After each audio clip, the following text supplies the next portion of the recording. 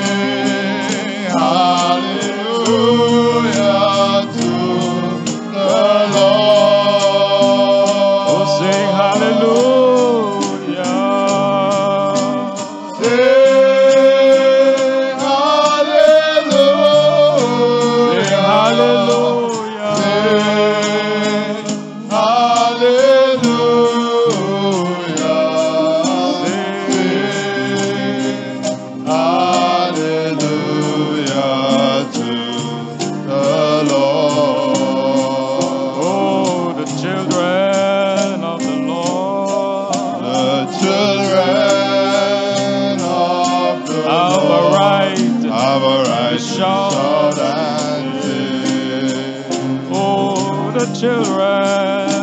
the Lord. The children of the Have a right to shout and sing. Oh, sing hallelujah. Sing hallelujah. Sing hallelujah.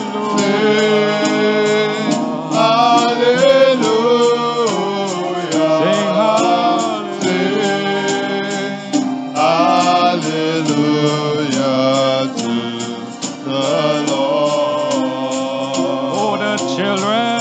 Lord have a right to shout. The children of the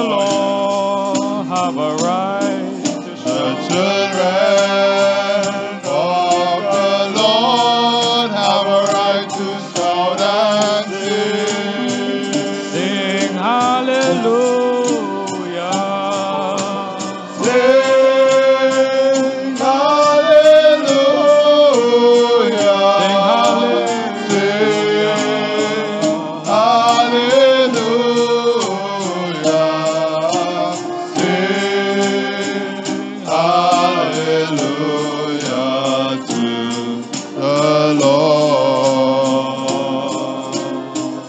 Sing hallelujah. Hallelujah. Sing hallelujah to the Lord. Sing hallelujah. Sing hallelujah to the Lord.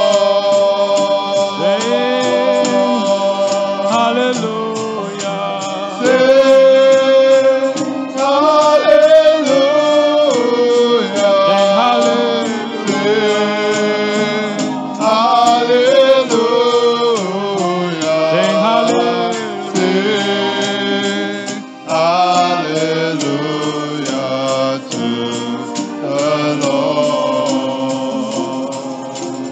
Sing hallelujah. Sing hallelujah to the Lord. Sing hallelujah. Sing hallelujah to the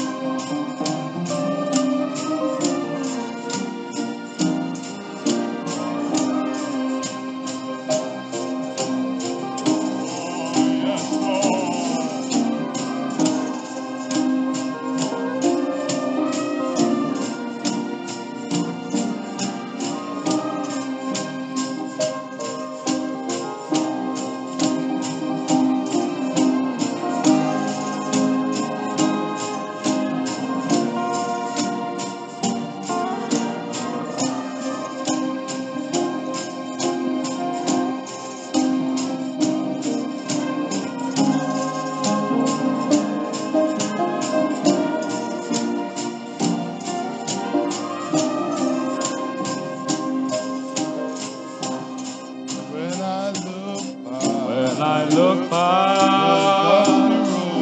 the dusty road I've traveled, I see the pitfall. I see the pitfall I've left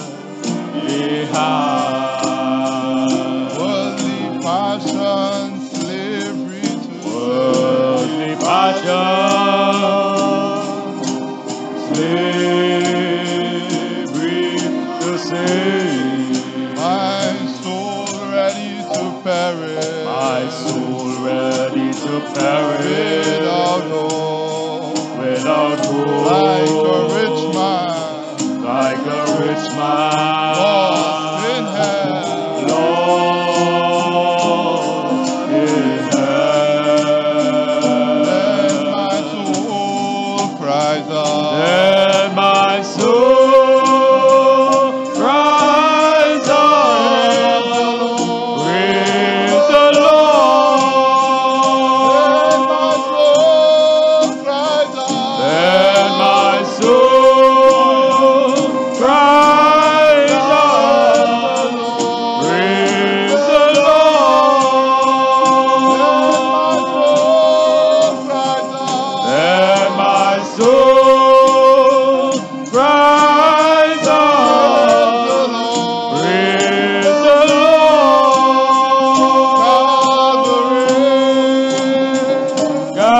Calvary, Calvary, Calvary.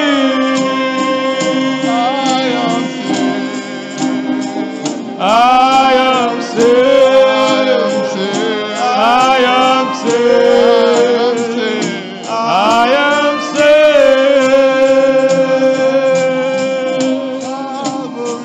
Calvary, Calvary, Calvary.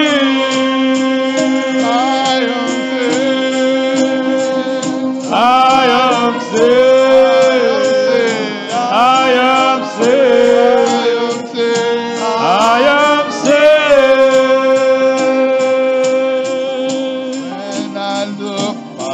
When I look past the dusty road I've traveled, I see the pitfall. I see the pitfall I've left behind. Worldly passion, slavery to Worldly sin. passion,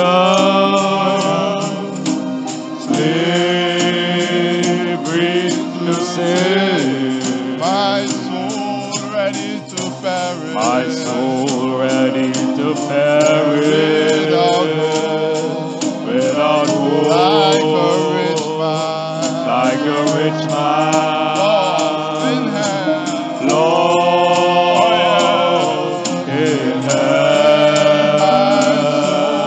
Cries out. Then my soul cries out, praise the Lord. Then my soul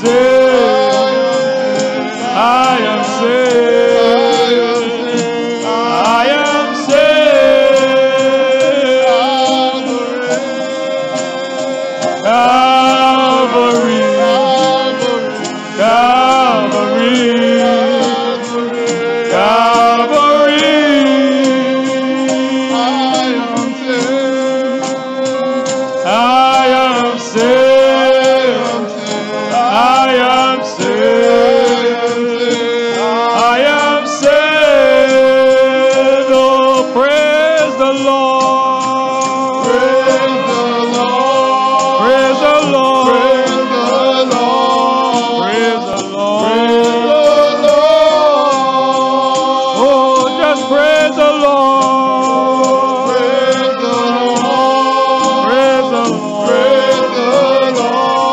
Praise the Lord. Praise the Lord. When I look past When I look back, the rock from whence I the was rock from whence I was you, healed. Stronghold of Satan's deception. stronghold of Satan, deception Had me bound. had me bound. Wretched, blind, naked, Wretched, blind, naked, poor, miserable. miserable. I knew it not. I knew it not. Then the great grace of Till the God great grace of God was brought to me. was brought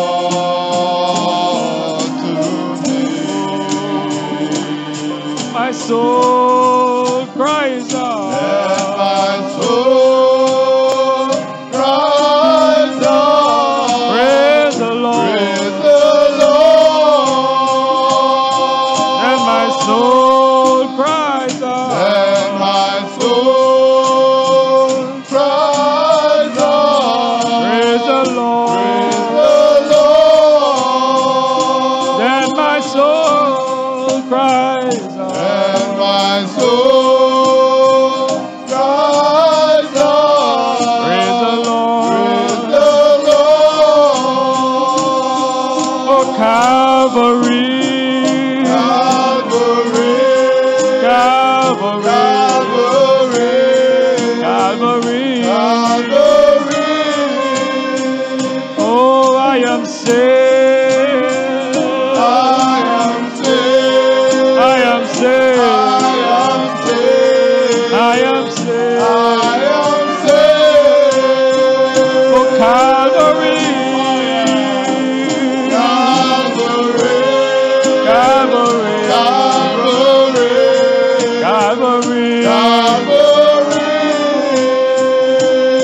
I am saved. I am saved. I am saved. I am saved. Oh, I am saved. I am saved. Praise the Lord. Praise the Lord. Praise the Lord. Praise the Lord. Praise the Praise Lord. the Lord. Oh, praise the Lord. Praise the Lord. Praise the Praise Lord. the Lord. Praise the Lord. சகோதரன் Neville, உங்களுக்கு நன்றி. மாலை வணக்கம் நண்பர்களே. இது உண்மையாகவே இன்றிரவு மீண்டுமாக 5 இரவுகளுக்கான தொடர் கூட்டங்களை துவங்கும்படியாக இங்கே கூடாரத்தில் இருப்பதை நான் ஒரு மகத்தான சிலாக்கியமாகவே கருதுகிறேன். நான் இங்கே கூடாரத்தில் ஓர் எடுப்புதலை கொண்டிருந்தது முதற்கொண்டே சில நேரத்தில் இது நடைபெற்றுக் கொண்டு வருகிறது. நாங்கள் இதை ஒருபோதும் செய்தித்தாள்களிலோ அல்லது வேறேதோ ஒன்றிலோ அறிவிக்கவே இல்லை. ஆகையால் ஜனங்களை அமர்த்துவதற்கு போதிய இடவசதியை நாங்கள் கொண்டிருக்க மாட்டோம் என்பதை நாங்கள் அறிந்திருந்தோம். ஏனென்றால் இது சிறியதாயும் நம்முடைய இருக்கைகளின் எண்ணிக்கை மிகவும் குறைவுள்ளதுமாயிருக்கிறது. ஆனாலும் நாங்கள் எல்லோருக்குமே எங்களால் முடிந்த அளவு இடவசதியை அமைத்துக் கொடுப்போம். எனவே நாங்கள் இங்கே உள்ள உயர்நிலை பள்ளியின் உடற்பயிற்சி கூடத்தை வாடகைக்கு எடுக்கப் போவதாக இருந்தோம். அப்பொழுது எங்களால் அதை விளம்பரப்படுத்தி இருந்திருக்க முடிந்திருக்கும். ஆனால் இப்பொழுது இது பள்ளி நடைபெறும் நேரமாய் உள்ளது. எனவே அதை எடுத்து பயன்படுத்த இயலாதாய் உள்ளது. நான் என்னுடைய ஊழியங்களுக்காக கடல் கடந்து செல்ல வேண்டி இருப்பதால் நான் வெகு சீக்கிரத்தில் புறப்பட்டு செல்வேன் என்று எண்ணுகிறேன். நான் மீண்டுமாய் அங்கு கடந்து செல்வதற்கு முன்பு சபையார் எல்லோரும் சேர்ந்து வந்து ஒரு சிறு ஐக்கியம் கொள்ள வேண்டும் என்று விரும்பினேன். நாம் அடிக்கடி சந்திக்கிறோம் என்பதையும் நாம் கடைசி முறையாக ஒரு முறை சந்திக்கப் போகிறோம் என்பதையும் நீங்கள் அறிவீர்கள். ஆகையால் நாம் அவருடைய வார்த்தையானது நாளுக்கு நாள் திரை நீக்கப்படுவதை காண்கையில் நாம் கர்த்தரோடும் அவருடைய வார்த்தையோடும் நம்மால் முடிந்தளவு நெருக்கமாய் இருந்து சரிபடுத்திக் கொள்ள விரும்புகிறோம். எனவே நமக்கு இங்கு ஒரு சிறு கூட்டம் இருக்குமேயானால் அது அருமையாய் இருக்கும் என்றும் அப்பொழுது நாம் வியாதிஸ்தர்களுக்காக ஜெபிப்போம் என்றும் நான் எண்ணினேன். இது கொஞ்ச காலத்திற்கு முன்னர் கர்த்தர் எனக்கு அளித்த ஒரு தரிசனத்தின் மூலம் எனக்கு கூறப்பட்டுள்ளது. சில வருடங்களுக்கு முன்னர் அல்லது கொஞ்சங்காலத்திற்கு முன்னராய் இது இருக்கலாம் என்று நான் நினைக்கிறேன். நான் அதை ஊழியத்தின் ஒரு மாற்றத்தை குறித்து வீட்டிலே ஒரு புத்தகத்தில் எழுதி வைத்திருக்கிறேன். இங்கு அமர்ந்துள்ள ஜனங்களில் அநேகராகி நீங்கள், நான் அநேகர் என்று கூற மாட்டேன், ஆனால் நினைவிருக்கட்டும், நாம் இந்த கூடாரத்தை முதலில் கட்டின போது, நாம் அப்பொழுது அங்கே மூளைக்கல்லை நாட்டின போது அந்த காலையில் உண்டான தரிசனம் உங்களுக்கு நினைவிருக்கும். அப்பொழுது அவரோ, இது உன்னுடைய கூடாரம் அல்ல என்றார். ஆனால் அவர் என்னை ஆகாயத்தின் கீழே அமர்த்தி வித்தியாசமான காரியங்கள் சம்பவிக்கும் என்று என்னிடம் கூறினார். நீங்கள் அதை அறிவீர்களேயானால் அது கூறப்பட்ட விதமாகவே சரியாக அது நிறைவேறுகிறதை நீங்கள் கவனியுங்கள். புரிகிறதா? அது எப்பொழுதுமே அந்த விதமாகவே இருந்து வருகிறது. ஆகையால் அவர் என்ன கூறினாரோ அது தேவனாய் இருக்கிறது என்றும் அது உண்மையாய் இருக்க வேண்டும் என்றே நான் உறுதியாக நம்பியிருக்கிறேன். அதன் பின்னர் கொஞ்ச காலத்திற்கு முன்னர் நான் ஒரு தரிசனத்திலிருந்து ஒரு பெரிய கூடாரத்தை கண்டேன். அது மிக பெரிதான ஒன்றாய் பெரிய காரியமாயிருந்தது. அப்பொழுது நான் பேசிக் கொண்டிருந்த போது அநேக ஆத்துமாக்கள் பீடத்தண்டையிலிருந்து தங்களுடைய கரங்களை மேலே உயர்த்தி இருப்பதோடு ஒரு விதமாய் அமைதியாயும் மௌனமாயும் அழுது கொண்டிருந்தனர். அப்பொழுது ஓர் அருமையான பெருநன்மையாய் கூறப்பட்ட மனிதன் மேடையண்டைக்கு வந்து, இப்பொழுது சகோதரன் பிரணாம் ஆயத்தமாய் கொண்டிருக்கையில் அவர்கள் ஜெப வரிசையை அமைப்பார்கள் என்றார். அப்பொழுது நான் அந்தபடியாக நின்று கொண்டிருந்தேன். உண்மையாகவே ஜெப வரிசையோ எனக்கு இடப்பக்கமாக இருக்கப் போவதாயிருந்தது. நான் அங்கு வரிசையில் நின்று கொண்டிருந்த ஜனக்கூட்டமானது ஒரு நகரத்தின் தொகுதியை அல்லது அதற்கு அதிகமான இடத்தை நிரப்புவது போன்று தோன்றினதை கவனித்தேன். அங்கு ஒரு சிறு கட்டிடம், மரத்தால் செய்யப்பட்ட ஒரு கட்டிடம் இந்த கூடாரத்தின் உட்புறத்தில் இருந்தது. அங்கே ஒரு பெண்மணி நின்று கொண்டிருக்க, ஒரு மனிதன் பெயர்களை பதிவு செய்ய, ஜனங்களோ முடவருக்கான கக்கத்தண்டுகளோடும் நோயுற்றோரின் தூக்கு படுக்கைகளிலும் உள்ளே சென்று மறுபுறத்திலோ வெளியே நடந்து வந்து கொண்டிருந்தனர். நல்லது, அங்கு நடைபெற்ற யாவற்றையும் கண்டு நான் வியப்புற்றேன். அப்பொழுது நீங்கள் இந்த புகைப்படத்தில் காண்கிற கர்த்தருடைய தூதனானவர் என்னிடத்திலிருந்து புறப்பட்டு அந்த சிறு கட்டடத்திற்கு மேலே சென்று அங்கே நின்றுவிட்டு பின்னர் கீழே சென்றார். அப்பொழுது ஒரு சத்தம் பேசி, நான் உன்னை அந்த ஸ்தலத்திலே சந்திப்பேன் என்றது. நல்லது, இப்பொழுது நான் அந்த நேரத்திற்காகவே எதிர்நோக்கி இருக்கிறேன். இப்பொழுது நான் அதிக பணியின் காரணமாக கொஞ்ச காலம் இளைப்பாற புறப்பட்டு சென்றிருந்தேன். ஆயினும் நான் திரும்பி வந்துவிட்டேன். நாம் கடந்த வார இறுதியில் இங்கே 3 இரவுகளாக ஒரு விதமான சபை உபதேசத்தை ஒரு சிறு பொருளாக கருதி பேசி வந்தோம். அது கடந்த சனிக்கிழமை இரவு, ஞாயிறு காலை மற்றும் ஞாயிறு இரவாயிருந்தது. இது இந்த கூட்டத்திற்கு முன்னினதாயிருந்தது. அது ஒரு விதமாக சபையே அசைத்த நிலையில் இருந்தது. ஆகையால் நம்மால் தொடர்ந்து சென்று இப்பொழுது இந்த கூட்டத்திற்கு வர முடிந்தது. ஆகையால் இதற்கு பின்னர் உடனடியாக ஞாயிறு இரவு எனக்கு தெரிந்த மட்டில் கூடாரத்தில் கொஞ்ச நேரம் என்னை வழியனுப்பும் இரவாயிருக்கும். நான் தேவனண்டை அவளோடு எதிர்நோக்கி கொண்டும் நம்பிக்கை கொண்டும் இருக்கிறேன். அதாவது இந்த வாரத்தில் கொஞ்ச நேரம் இங்குள்ள இந்த சிறிய அறையை ஒரு ஜெப அறையாக பயன்படுத்த விரும்புகிறேன். வியாதியஸ்தரையும் அவதியுறுவோரையும் உள்ளே கொண்டு சென்று அவர் என்னை சந்திப்பாரா என்று காணவும், புதிய ஊழியத்தின் பேரில் மீண்டும் கூடாரத்திலேயே துவங்கவும் உள்ளேன். அது செய்யப்படுவதை காண நிச்சயமாகவே நான் வாஞ்சையாயிருப்பேன். என் நண்பர்களே, அது என்னவென்றே எனக்கு தெரியவில்லை. அது என்னவா இருக்கும் என்ற எந்த எண்ணமும் எனக்கு இல்லை. ஆனால் இப்பொழுது செவி கொடுப்பவர்களே, அது அவருடைய ஏழ்மையான வியாதியான இந்த நாளின் அவதியுற்றுக் கொண்டிருக்கிற பிள்ளைகளுக்கு அதிகமாக உதவும்படியான ஏதோ காரியமாக இருக்கும் என்றே நான் நம்புகிறேன். நான் விசுவாசம் உள்ளவனாயும் உண்மையுள்ளவராயும் அவர் என கழித்திருக்கிற மற்ற வரங்களோடு நான் உண்மையாய் இருந்ததை காட்டிலும் அதிக உண்மையாயிருக்க முயற்சிப்பேன் என்று நான் அவருக்கு வாக்களிக்கிறேன். அது நிறைவேறுமையானால் அப்பொழுது மற்றவைகள் இருந்து வருகிற விதமாகவே அப்படியே அவ்வளவு உண்மையாயிருக்கும். இப்பொழுது அது மற்ற வரங்கள், அவைகள் இருந்த விதமாகவே அவ்வளவு உறுதியாக இன்னமும் அப்படியே இருக்கிறது. புரிகின்றதா? ஆனால் இப்பொழுது புதியதாக ஏதோ ஒரு காரியம் சம்பவிப்பதற்காக நான் எதிர்நோக்கி கொண்டிருக்கிறேன். அது இங்கே சம்பவிக்கும் என்று நம்புகிறேன். இப்பொழுது நாம் இன்றிரவு பேசலாம் என்றும் எப்படி நான் உணர்ந்தேன் என்றும் பார்க்கலாம் என்றும் நான் எண்ணியிருக்கிறேன். நான் மற்றொரு காரியத்தை செய்ய விரும்பினேன். அதாவது, நான் முதல் முறையாக உள்ளே செல்லும் போது என்னுடைய மனைவியை அங்கே என்னால் உள்ளே அனுப்ப முடியுமா என்றும், அது முதன்முறையாக உண்டாகும் போது அவள் என்னோடு இருக்கும்படியாகவும், அது அந்த விதமாக இருக்குமா என்று பார்க்கும்படியாகவும் நான் கண்டறியும்படி முயற்சிக்க விரும்பினேன். அப்படி இல்லை என்றால் அப்பொழுது ஸ்திரீகளை உள்ளே கொண்டு வந்து நாம் ஒரே நேரத்தில் அவர்கள் இருவரை ஒரே நேரத்தில் 2 ஸ்திரீகளை உள்ளே கொண்டு வரலாம் என்றிருந்தேன். ஆகையால் அது 2இல் ஏதோ ஒரு விதத்தில் கிரியை செய்யும் என்று நான் கூறிக்கொண்டிருக்கவில்லை. எனவே நீங்களே அதை அறிந்து கொள்வீர்கள். ஏனென்றால் அது ஏற்கனவே கூறப்பட்டிருக்கிறது. அதாவது நாம் ஏதோ ஒரு புது காரியம் சம்பவிப்பதற்காக எதிர்நோக்கி கொண்டிருந்தோம். நாம் எதிர்நோக்கி கொண்டும் இருக்கிறோம். ஆனால் அது சம்பவிக்கும் என்று அவர் என்னிடம் கூறினார் என்று இப்பொழுது நான் கூறவில்லை. அது நான் கண்ட தரிசனத்தில் உள்ள ஒரு கூடாரத்தில் இருந்தது. ஆனால் சந்தேகத்துக்கிடமின்றி அது எங்கும் எந்த நேரத்திலும் சம்பவிக்கலாம். ஆகையால் நாம் அதற்கு எதிர்நோக்கி கவனித்துக் கொண்டிருக்கிறோம். இப்பொழுது நாங்கள் உங்களை சரியான நேரத்தில் அனுப்பிவிட முயற்சிக்கப் போகிறோம். பாடல் ஆராதனை அரை மணி நேரமும், பிரசங்க ஆராதனை மற்றும் பீட ஆராதனை முதலியன ஏறக்குறைய 1 மணி நேரமும் ஆகாது 1.5 மணி நேரமாயிருக்கும். எனவே நின்று கொண்டிருக்கும் ஜனங்களுக்கு தசைப்பிடிப்பு ஏற்படாது. எனவே நாளை இரவும் திரும்ப வரலாம். இப்பொழுது நாம் இந்த ஆசீர்வதிக்கப்பட்ட பண்டைய வார்த்தையை திறப்பதற்கு சற்று முன்னர், நாங்கள் அதில் உள்ளதற்கு புறம்பாக ஒன்றையுமே ஒருபோதும் கூற மாட்டோம் என்று நாங்கள் உங்களுக்கு உறுதியளிப்போம். ஏனென்றால் அதுவே அஸ்திபாரமாய் உள்ளது. எனவே நாம் அதை செய்வதற்கு முன்பு நாம் அப்படியே ஜெப வார்த்தைகளுக்காக சற்று நேரம் நம்முடைய தலைகளை தாழ்த்துவோமாக.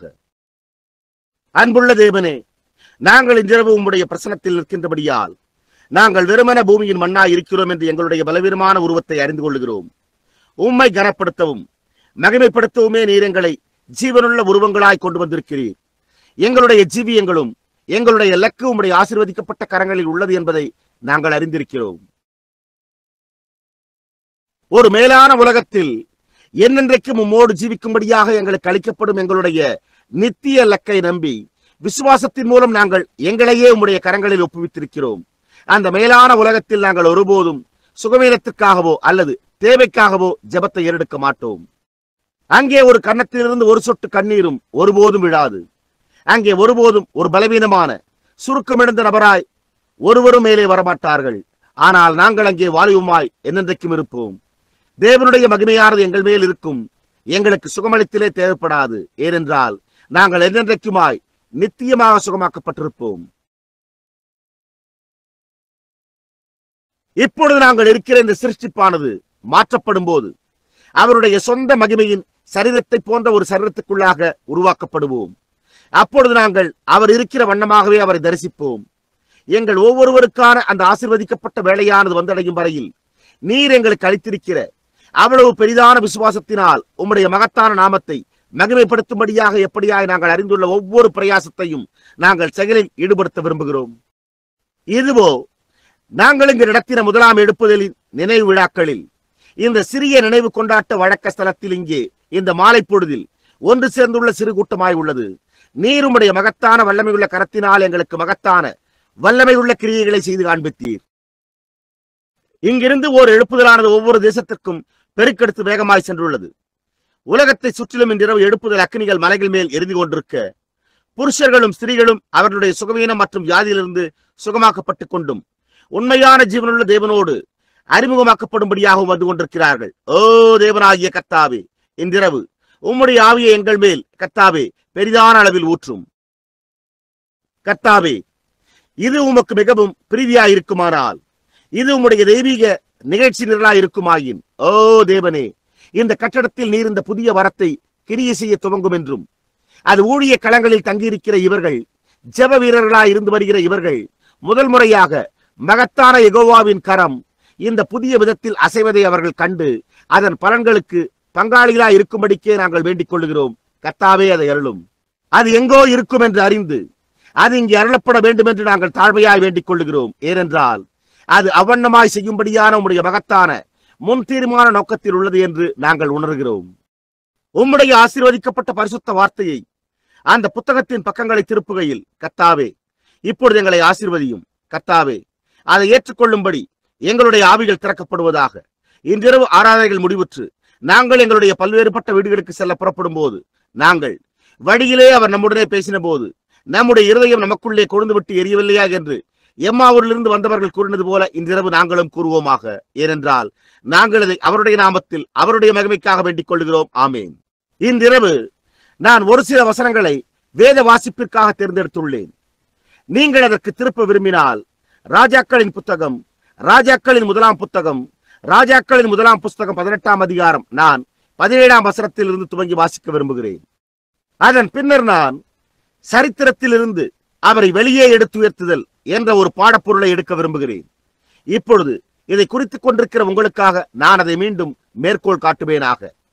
சரித்திரத்திலிருந்து அவரை வெளியே எடுத்து உயர்த்துதல். இப்பொழுது ராஜாக்களின் முதலாம் புஸ்தகம் 18ஆம் அதிகாரத்தின் 17ஆம் வசனம். ஆகாப் எலியாவை கண்டபோது ஆகாப் அவனை நோக்கி, இஸ்ரவேலை கலங்க பண்ணுகிறவன் நீ அல்லவா என்றான். அதற்கு அவன், இஸ்ரவேலை கலங்க பண்ணுகிறவன் நான் அல்ல. கர்த்தரின் கட்டளையை விட்டு பாகால்களை பின்பற்றினதால் நீரும் உம்முடைய தகப்பன் வீட்டாருமே இஸ்ரவேலை கலங்க பண்ணுகிறவர்கள். இப்போதும் கர்மேல் பர்வதத்திலே இஸ்ரவேல் அனைத்தையும் பாகாலின் தீர்க்கதரிசிகள் 450 பேரையும் எசபேலின் பந்தியிலே சாப்பிடுகிற தோப்பு விக்கிரகத்தின் தீர்க்கதரிசிகள் 400 பேரையும் என்னிடத்தில் கூட்டிக் கொண்டு வர ஆட்களை அனுப்பும் என்றான். அப்படியே ஆகாப் இஸ்ரவேல் புத்திரர் எல்லோரிடத்திலும் ஆட்களை அனுப்பி கர்மேல் பர்வதத்திலே அந்த தீர்க்கதரிசிகளை கூடி வரும்படி செய்தான். அப்பொழுது எலியா சகல ஜனத்தண்டைக்கும் வந்து, நீங்கள் எந்த மட்டும் 2 நினைவுகளால் குந்தி குந்தி நடப்பீர்கள்.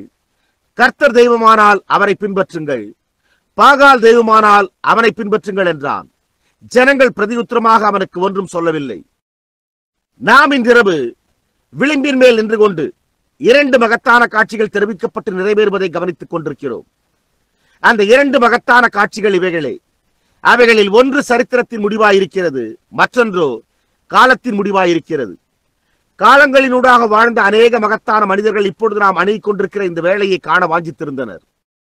நாம் இந்த மகிமையான மானிட சூரிய அஸ்தமனத்திலும் நித்திய வெளிச்சத்தின் புலர்தலிலும் ஜீவிக்கின்றபடியால் எப்போது மனிதன் வாழும்படிக்கு அனுமதிக்கப்பட்டிருக்கிற காலங்களிலேயே மிக சிறந்த ஒன்றில் நாம் ஜீவித்துக் கொண்டிருக்கிறோம் என்று நான் உணர்கிறேன். ஏனென்றால் இது காலத்தின் முடிவாயும் நித்தியத்தில் இணைவதாயும் உள்ளது. சரித்திரமானது நாம் என்ன படித்திருக்கிறோம், என்ன இருந்து வந்துள்ளது என்பதை மட்டுமே நமக்கு கூறுகிறது. எதிர்காலத்தில் என்ன உள்ளது என்பதோ தேவனுடைய கரத்தில் உள்ளது.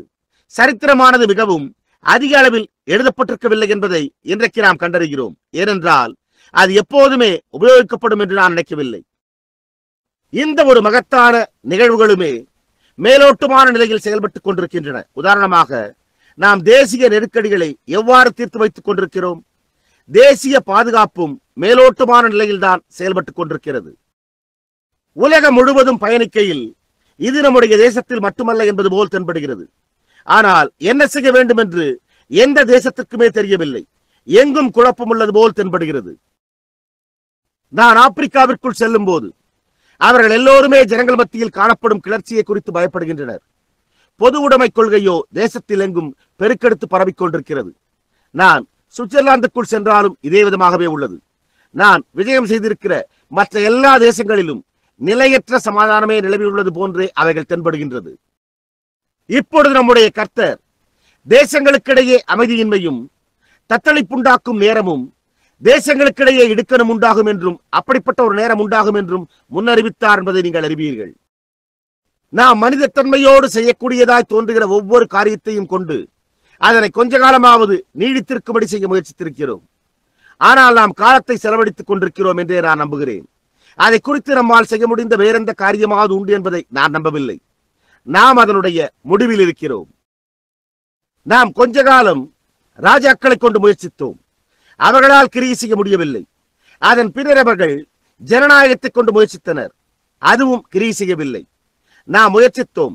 அவர்கள் சர்வாதிகாரிகளை கொண்டு முயற்சித்தனர். அதுவும் கிரியை செய்யவில்லை. ஒவ்வொன்றும் ஒவ்வொரு முறையும் சற்று மேலோட்டமாக செயல்படுவது போன்றே தென்படுகிறது. இப்பொழுது ஏதாவது சம்பவிக்க கூடும் என்று மகத்தான வேளையில் நாம் நிற்கிறோம். அது 5 நிமிடத்திலேயே முற்று பெற்று விடக்கூடும். அதாவது ஒவ்வொரு தேசமும் பொடிப்பொடியாய் நிலத்தில் கிடத்தப்படும். நாம் அந்த நேரத்தில் இருப்போமேயானால் சபையானது எங்கே இருக்க வேண்டும்? ஒரு பெரிதான நெருக்கடி ஆயிற்று. ஆகையால் நாமும் கூட ஒரு இல்லற வாழ்க்கை இக்கட்டை உடையவர்களாக இருக்கிறோம். வீட்டு வாழ்க்கையானது மேலோட்டமான தண்ணீருக்குள் ஓடிக்கொண்டிருக்கிறது போன்றே தென்படுகிறது. அது வழக்கமாக ஒரு வீட்டில் இருந்த தகப்பனார் குடும்பத்தின் தலைவர் காலையில் அமர்ந்து அவர் தன்னுடைய குடும்பத்தோடு பேசுவார். அவர்கள் யாவரும் பண்டைய குடும்ப வேதாகமத்தை எடுத்து ஒரு சிறிய பகுதியை வாசித்துவிட்டு யாவருமாய் மேதையை சுற்றி சேர்ந்து ஜெபத்தை ஏறெடுப்பர். நீங்களோ அதை ஒருபோதும் காண்பதில்லை. பொழுது சென்றவுடனே தாயார் பாத்திரங்களை கழுவின பின்பு அவர்கள் யாவரும் உள்ளே ஒன்று கூடி வேதாகமத்திலிருந்து ஒரு சில பகுதிகளை வாசித்துவிட்டு படுக்கைக்கு செல்லும் முன்னர் ஜெபிப்பார்கள். அந்நாட்களில் இளைஞர் புரியும் தீய செயலை கண்டறிவது நிச்சயமாகவே ஒரு கடினமான காரியமாயிருந்தது. பையன்கள் யாவருமே பணிபுரிய வீட்டை விட்டு வெளியே சென்றனர். பெண் பிள்ளைகளோ கீழே ஓடும் ஆற்று நீரோடையில் தங்களுடைய துணிகளை துவைப்பதன் மூலம் தாயாருக்கு உதவி செய்தனர். ஆனால் இன்றைக்கோ ஒரு பொத்தானை எடுத்த பாத்திரங்கள் எல்லாமே கழுவப்படுகின்றன. அம்மாவோ காரிடேறி சீட்டு விளையாட்டிற்கு அல்லது வீதிகளில் சுற்றித் திரிய சென்று விடுகிறாள். பணியும் ஒரு எந்திர கலப்பையினால் செய்யப்படுகிறது. எனவே நாம் ஒரு கூட்ட சோம்பேறிகளாய் வேலையற்ற ஜனங்களாய் இருப்பதை தவிர வேறொன்றையும் உடையவர்களாய் இருக்கவில்லை. அமெரிக்காவில் உள்ள அநேக வீடுகளில் வேதாகமானது ஒதுக்கி வைக்கப்பட்டு அவர்கள் அதை கண்டுபிடிக்க 1 மணி நேரமாவது துருவி தேட வேண்டிய அளவிற்கு வீட்டு வாழ்க்கையானது மிகவும் விழிப்பு தளர்விடப்பட்டதாய் உள்ளது.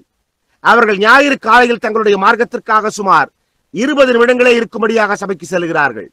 போதகரோ சுமார் 30 நிமிடங்கள் எடுத்துக்கொண்டால் அவர் நிர்வாக குழுவினரால் அழைக்கப்படுகிறார். அது என்ன? வீட்டு வாழ்க்கையே விரயமாய்க் கொண்டிருக்கிறது.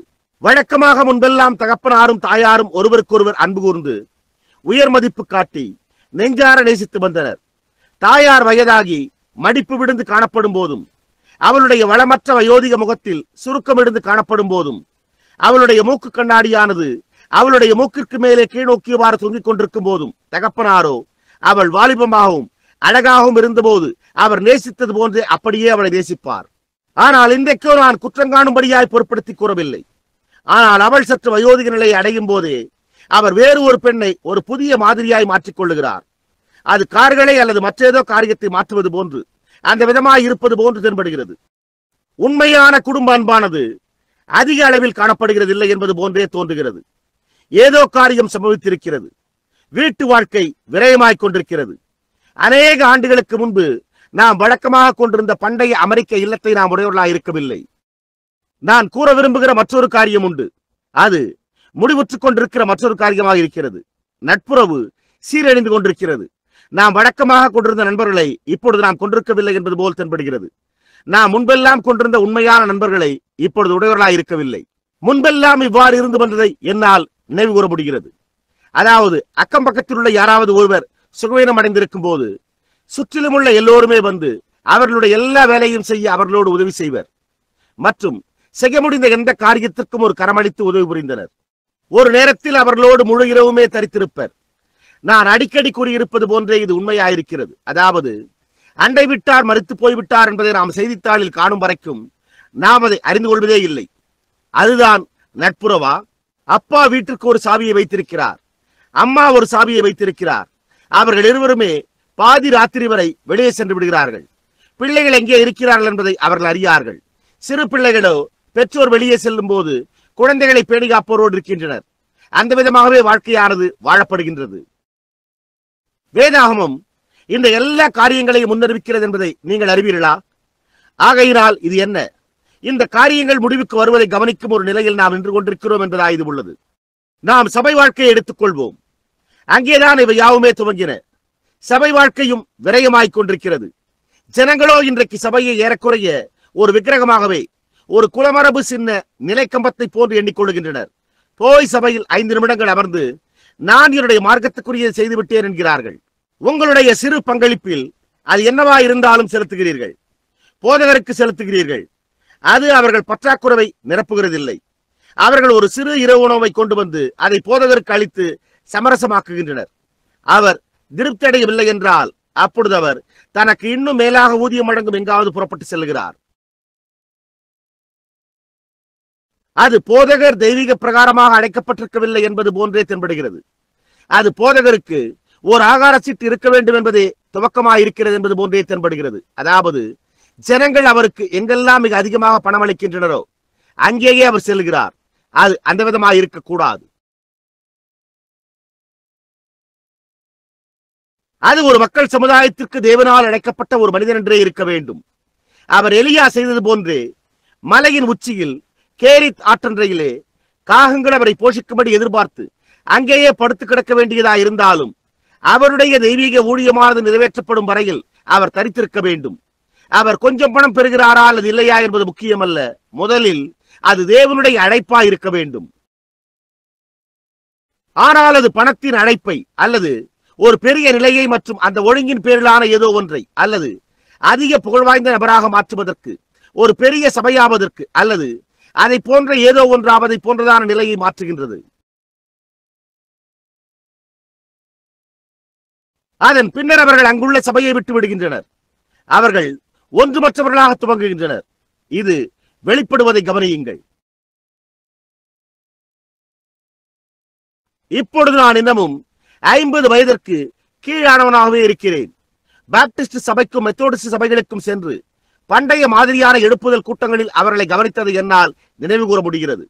அப்பொழுது அவர்கள் சத்தமிட்டு கர்த்தரை ஸ்தோத்தரித்து சபையின் பிரகாரத்தில் மேலும் கீழுமாய் நடந்து பாவிகளை பீடத்தண்டை செல்ல சம்மதிக்க வைப்பர்.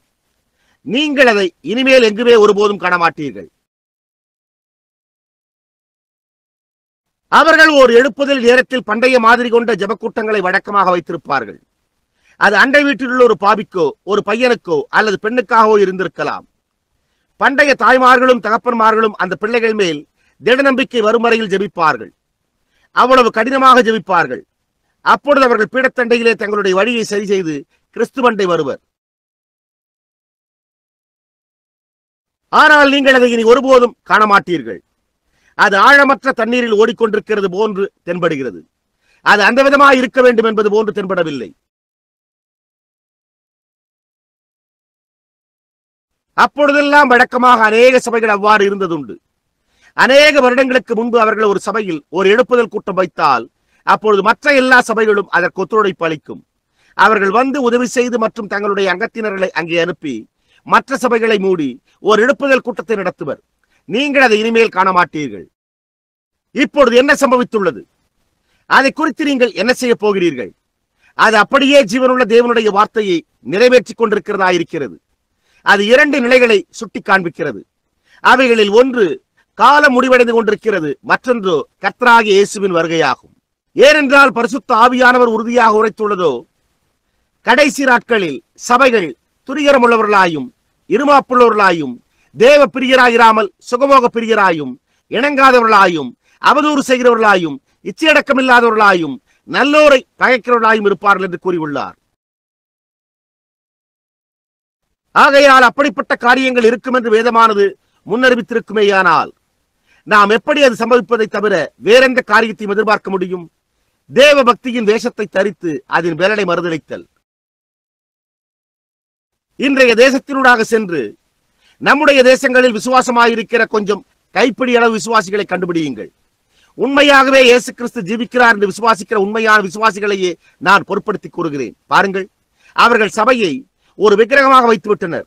நாம் கடந்த சில தினங்களில் நம்முடைய போதனையில் அதனூடாக பார்த்து வந்திருக்கிறோம். நாம் அதை கத்தோலிக்க சபையின் மேலும் அவர்களுடைய விக்கிரகங்களின் மேலும் சபையின் அருகே அவர்கள் கடந்து செல்லும் போது அதற்கு பணிந்து வணங்குவதன் பேரிலும் பழி சுமத்துகிறோம். புராட்டஸ்டன்ட்டுகளும் அதே போன்று அவ்வளவு மோசமாக இருக்கிறார்கள். அவர்கள் வெறுமன எப்பொழுதாவது ஒருமுறை சபைக்கு செல்லுகிறார்கள். மேலும் அவர்களில் சிலர் வருடத்திற்கு ஒருமுறை செல்வார்கள். அது ஈஸ்டர் என்றாய் உள்ளது. அண்மையில் நகரத்தில் இங்கே ஒரு ஊழியக்காரர் இந்த கருத்து குறிப்பை கூறினதை நான் கேள்விப்பட்டேன். அவர், நான் என்னுடைய எல்லா ஜனங்களுக்கும் ஈஸ்டர் காலை என்று ஒரு மகிழ்வார்ந்த கிறிஸ்துமஸ் என்று கூறினேன் என்றார். ஏனென்றால் நான் அவர்களை இனிமேல் கிறிஸ்துமஸ் இல்லை அடுத்த ஈஸ்டர் வரையிலுமே காண மாட்டேன், எனவே ஒரு மகிழ்வார்ந்த கிறிஸ்துமஸ் என்றார்.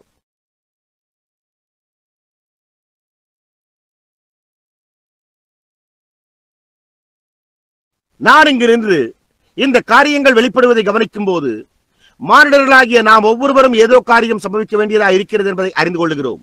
அது அப்படியே இந்த விதமாகவே செல்ல முடியாது. ஒவ்வொரு நபரும் 5 நிமிடங்கள் நிற்பதற்குரிய நேரத்தை உடையவர்களாக இருக்கவில்லை. அவர்கள் வீதியினூடாக தள்ளிக்கொண்டும் ஓடிக்கொண்டும் அவசரமாக சென்று கொண்டும் நெருக்கிக் கொண்டும் செல்லுகிறார்கள். இந்த பிற்பகல் நெடுஞ்சாலையில் பிள்ளைகள் வந்து கொண்டிருந்த போது நானும் வந்து கொண்டிருந்தேன். அதாவது அது நண்பகலாயிருந்தது. நான் நியூ ஆல்பனிலிருந்து வந்து கொண்டிருந்தேன்.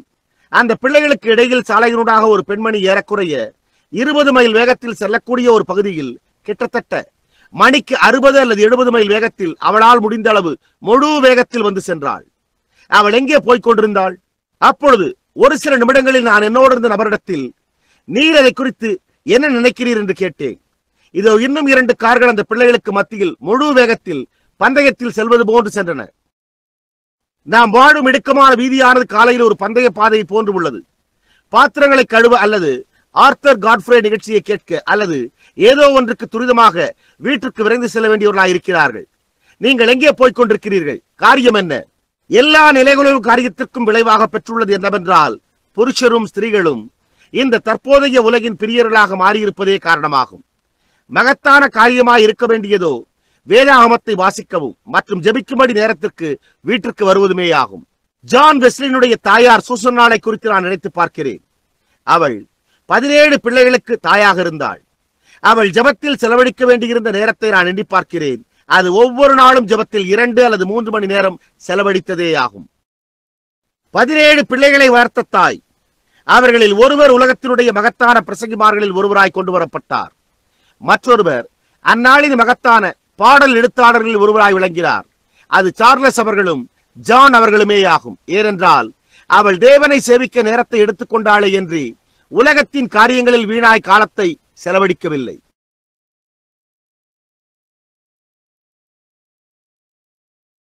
நாம் நம்முடைய தேசத்தின், நம்முடைய அஸ்திபாரம், நம்முடைய வீட்டின் அஸ்திபாரம், நம்முடைய சபையின் அஸ்திபாரம் மூழ்குவதை கண்ட பின்னர் நம்மால் என்ன செய்ய முடியும்? அப்படியானால் நான் இதை கூற விரும்புகிறேன். ஓ, உலகத்திற்கு எதிரொலிக்கக்கூடிய ஒரு சத்தத்தை நான் உடையவனாயிருந்தால் நலமாயிருக்கும். நாம் ஒரு திடமான அஸ்திபாரத்தை விட்டுவிட்டோம். அது தேவனுடைய ஆசீர்வதிக்கப்பட்ட பரிசுத்த வார்த்தையான வேதாகமமாய் உள்ளது. வானமும் பூமியும் ஒழிந்து போம், ஆனால் தேவனுடைய வார்த்தையோ ஒழிந்து போவதில்லை. இந்த கல்லின் மேல் தேவன், நான் என் சபையை கட்டுவேன், பாதாளத்தின் வாசல்கள் அதை மேற்கொள்வதில்லை என்றார். ஆகையால் தேவனுடைய நல்ல பண்டைய வேதாகமத்தை கரம் நீட்டி எடுத்து அதனுடைய பக்கங்களை திருப்பி நாம் நேரடியாக சத்தியத்தை வாசித்துக் கொண்டிருக்கிறோம் என்பதை அறிந்திருப்பது நம் எல்லோருக்குமே அது என்ன ஒரு ஆசீர்வதிக்கப்பட்ட ஸ்லாகியமாயிருக்கிறது. கடந்த நாட்களில் சம்பவித்த இந்த நேரங்களை காண்கிறோம். அப்பொழுது அது ஒரு சரித்திர பிரகாரமான தேவனை குறித்தே பேசுகிறது. இந்த வழிகளில் அல்லது இந்த ஒழுங்கில் அமையும்படி நாம் எப்போது முயன்று வெற்றி பெறும்படியாக இருப்பதற்கான ஒரே வழி அந்த சரித்திர பிரகாரமான தேவனை சரித்திரத்திலிருந்து வெளியே அழைப்பதாகும். ஏனென்றால் எல்லா நாட்களினூடாகவுமே ஜலப்பிரளய அழிவிலும் கிறிஸ்துவின் வருகைக்கு முன்னதான வித்தியாசமான நிகழ்வுகளிலும் அவர் முறையிடப்பட்ட போது அவர் ஒருபோதும் கைவிடுகிறதில்லை. அவர் எப்பொழுதுமே சரியாக இருக்கிறார். நான் இப்பொழுது ஒரு நேரத்தை குறித்து சிந்தித்துக் கொண்டிருக்கிறேன். அதாவது ஒரு தேசமானது சிறையிருப்பில் இருந்தது. அது இஸ்ரவேலாயிருந்தது. அவர்கள் எகிப்தில் இருந்தபோது எகிப்தியர்களை சேவிக்க பொறுக்க முடியாத வன்கொடுமைக்குள்ளாக்கப்பட்டனர். அது ஒவ்வொருவரும் ஆர்வமிழந்து ஊக்கமற்று காணப்பட்டு வந்தது போன்றே தென்பட்டது. ஐக்கிய நாடுகள் ஒரு தேசமாக ஸ்தாபிக்கப்படும் வரையில் இருந்ததைப் போல இஸ்ரவேலர் 2 மடங்கு எகிப்தில் இருந்தனர் என்பதை நீங்கள் அறிவீர்களா? நாம் கிட்டத்தட்ட அதை போன்று 150 அல்லது 70 வருடங்கள் கூட அவ்வாறு இருக்கவில்லை. அவர்களோ எகிப்தில் அடிமைத்தனத்தில் 420 வருடங்கள் இருந்தனர்.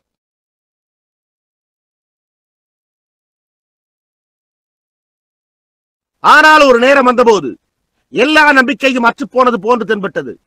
ஆனால் ஒரு மனிதனும் ஸ்திரீயும் நெருக்கடியான நேரத்தில் ஆபிரகாமினிடத்தில் பேசின ஒரு சரித்திர பிரகாரமான தேவனிடத்தில் விசுவாசம் கொண்டிருந்தது போன்று தென்பட்டது. அவர்கள் அவரிடத்தில் முறையிட்டால் அவர் மறு உத்தரவு அருளுவார் என்று விசுவாசித்தனர். அது அம்ராம். யோகபேத் அம்ராமின் மனைவியாயிருந்தாள். அவர்கள் மோசேயின் தாய் தகப்பனாயிருந்தனர்.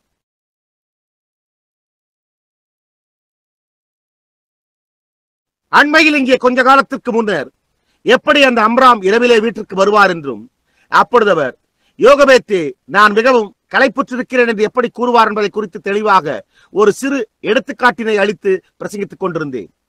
அவருடைய முதுகில் ஆளோட்டிகளின் கசையடிகள் ஆறாமல் ரணமாயிருக்கும்.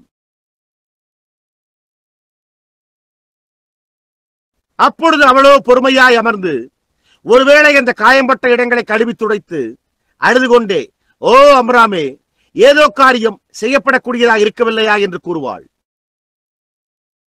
அப்பொழுது அவரோ, ஓ அன்பே, நீ இன்றைக்கு என்னோடு இருந்திருந்தால் அந்த வாலிபர்கள் அந்த சுமைகளை இழுக்க முயற்சித்த போது அவர்களை அடித்ததை பார்த்திருப்பாய். அவர்கள் இருதயமற்றவர்களாயிருந்தனர். அவர்கள் இவர்களை மிருகங்களைப் போன்றே நடத்தினர்.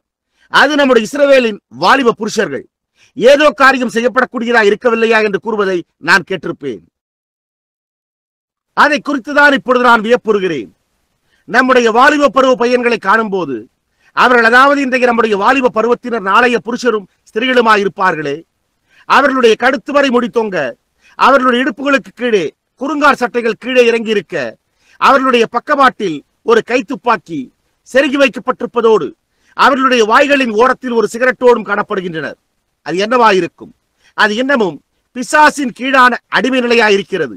ஏதோ காரியம் செய்யப்படக்கூடியதாயிருக்கவில்லையா? அம்ராம் ஒருவேளை தேசத்தில் இருந்தவர்களிலேயே ஒரே ஒருவர். அவர் அவ்வளவு களைப்புற்றிருந்தாலும் பொருட்படுத்தாமல் ஒரு சிறு ஏணிப்படிகளின் மேலே ஏறி சென்றிருப்பார்.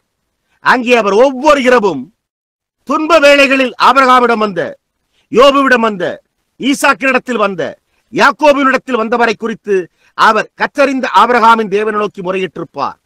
நிச்சயமாகவே அவர் அவர்களுடைய நாளில் தேவனாயிருந்திருந்தால் அவர் அந்த நாளிலும் தேவனாயிருந்திருப்பார்.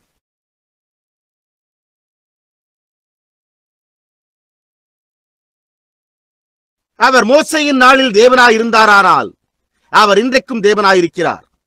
அவர் சரித்திரத்திலிருந்து வெளியே அழைக்கப்பட வேண்டியவராயிருக்கிறார். செயல்புரிய காட்சியில் அழைக்கப்பட வேண்டியவராயிருக்கிறார். என்னால் ஒவ்வொரு இரவும் அம்ராமை காண முடிகிறது. எவ்வளவுதான் களைப்புற்ற போதிலும் கவலையே படவில்லை. அதுவே அந்த தேவனில் அவருடைய விசுவாசத்தை நிரூபித்தது.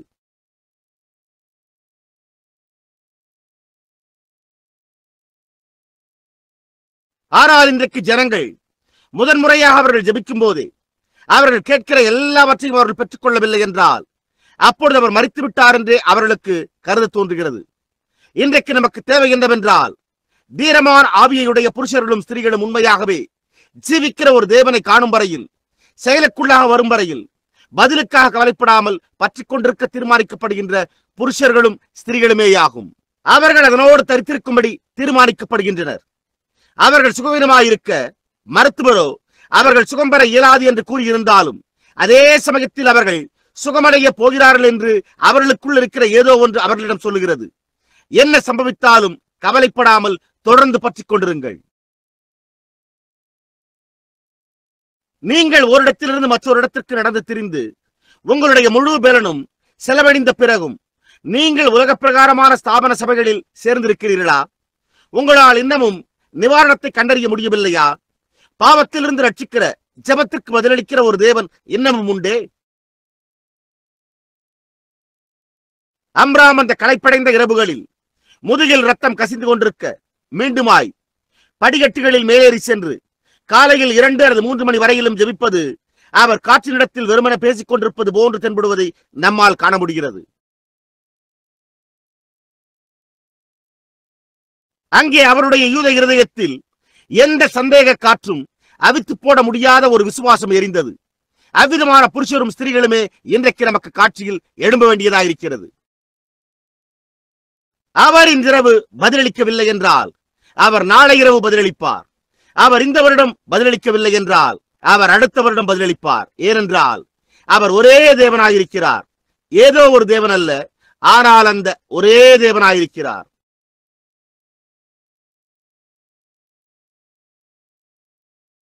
அம்ராம் படிகளில் ஏறி சென்றதாக நாம் ஒவ்வொரு இரவும் காண்கிறோம். யோகவேத் அவரிடத்திற்கு மேலே வந்து, அன்புள்ள அம்ராமே, நீர் முழு இரவும் இங்கே ஜெபித்துக் கொண்டிருக்கிறீரே, நீர் ஏன் அங்கே வேலை செய்து கொண்டிருக்கிற சில பையன்களிடத்தில் சொல்லி அவர்களை கொஞ்சம் ஜெபிக்கும்படி செய்யக்கூடாது என்று கேட்டிருப்பாள். தேனே பார், அவர்கள் அதை செய்யவில்லை என்றால் என்னவாகும்? யாராவது அதை செய்ய வேண்டுமே. யாராவது ஒருவர் இடைவிடாது ஜெபிக்க வேண்டும். அந்த விதமாகவே ஒவ்வொரு கிறிஸ்தவனும் இன்றிரவு உணர வேண்டும். யாராவது ஒருவருக்காக காத்திருப்பதல்ல, ஆனால் நாமே முன் சென்று முழுமையாய் செயல்படுதல்.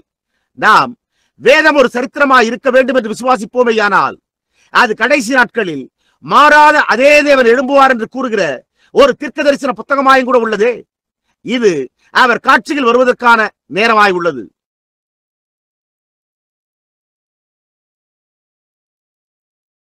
அதைத்தான் அம்ராம் அறிந்திருந்தான். அதை மோசே தீர்க்க தரிசனமாய் உரைத்திருந்தார். இல்லை, மோசே அல்ல, என்னை மன்னிக்கவும். நாம் பெற்றுள்ள ஆதார சான்றினை பொறுத்த மட்டில் 400 வருடங்களாக ஒரு ஜெபத்திற்கு பதிலளிக்காதிருந்த சரித்திர தேவனால் ஆபிரகாமிற்கு ஒரு வாக்குத்தத்தம் கொடுக்கப்பட்டிருந்தது. ஆனால் அவர் அவர்களை வெளியே கொண்டு வருவதாக ஒரு வாக்கு பண்ணியிருந்தார். நாம் நீண்ட காலமாக ஓர் அமைதியான தேவனை உடையவர்களாய் இருந்தது போன்று தோன்றிற்று. ஆனால் அவர் காட்சியில் எழும்பப் போகிற வேலையானது வந்துள்ளது. ஓர் இரவு அம்ராம் ஜெபித்த போது ஒரு கால் அநேக ஆண்டுகளாக ஜெபித்திருக்கலாம். அவருடைய தலைமுடி நிறையாக மாறிக்கொண்டிருந்தது. விடுதலையே இல்லை, ஆனால் இன்னும் மோசமாய்க் கொண்டே இருந்தது. ஓர் இரவு அவர்தான் மேற்கொண்ட கடமையில் இருந்தார். அதைத்தான் நாம் செய்ய வேண்டும்.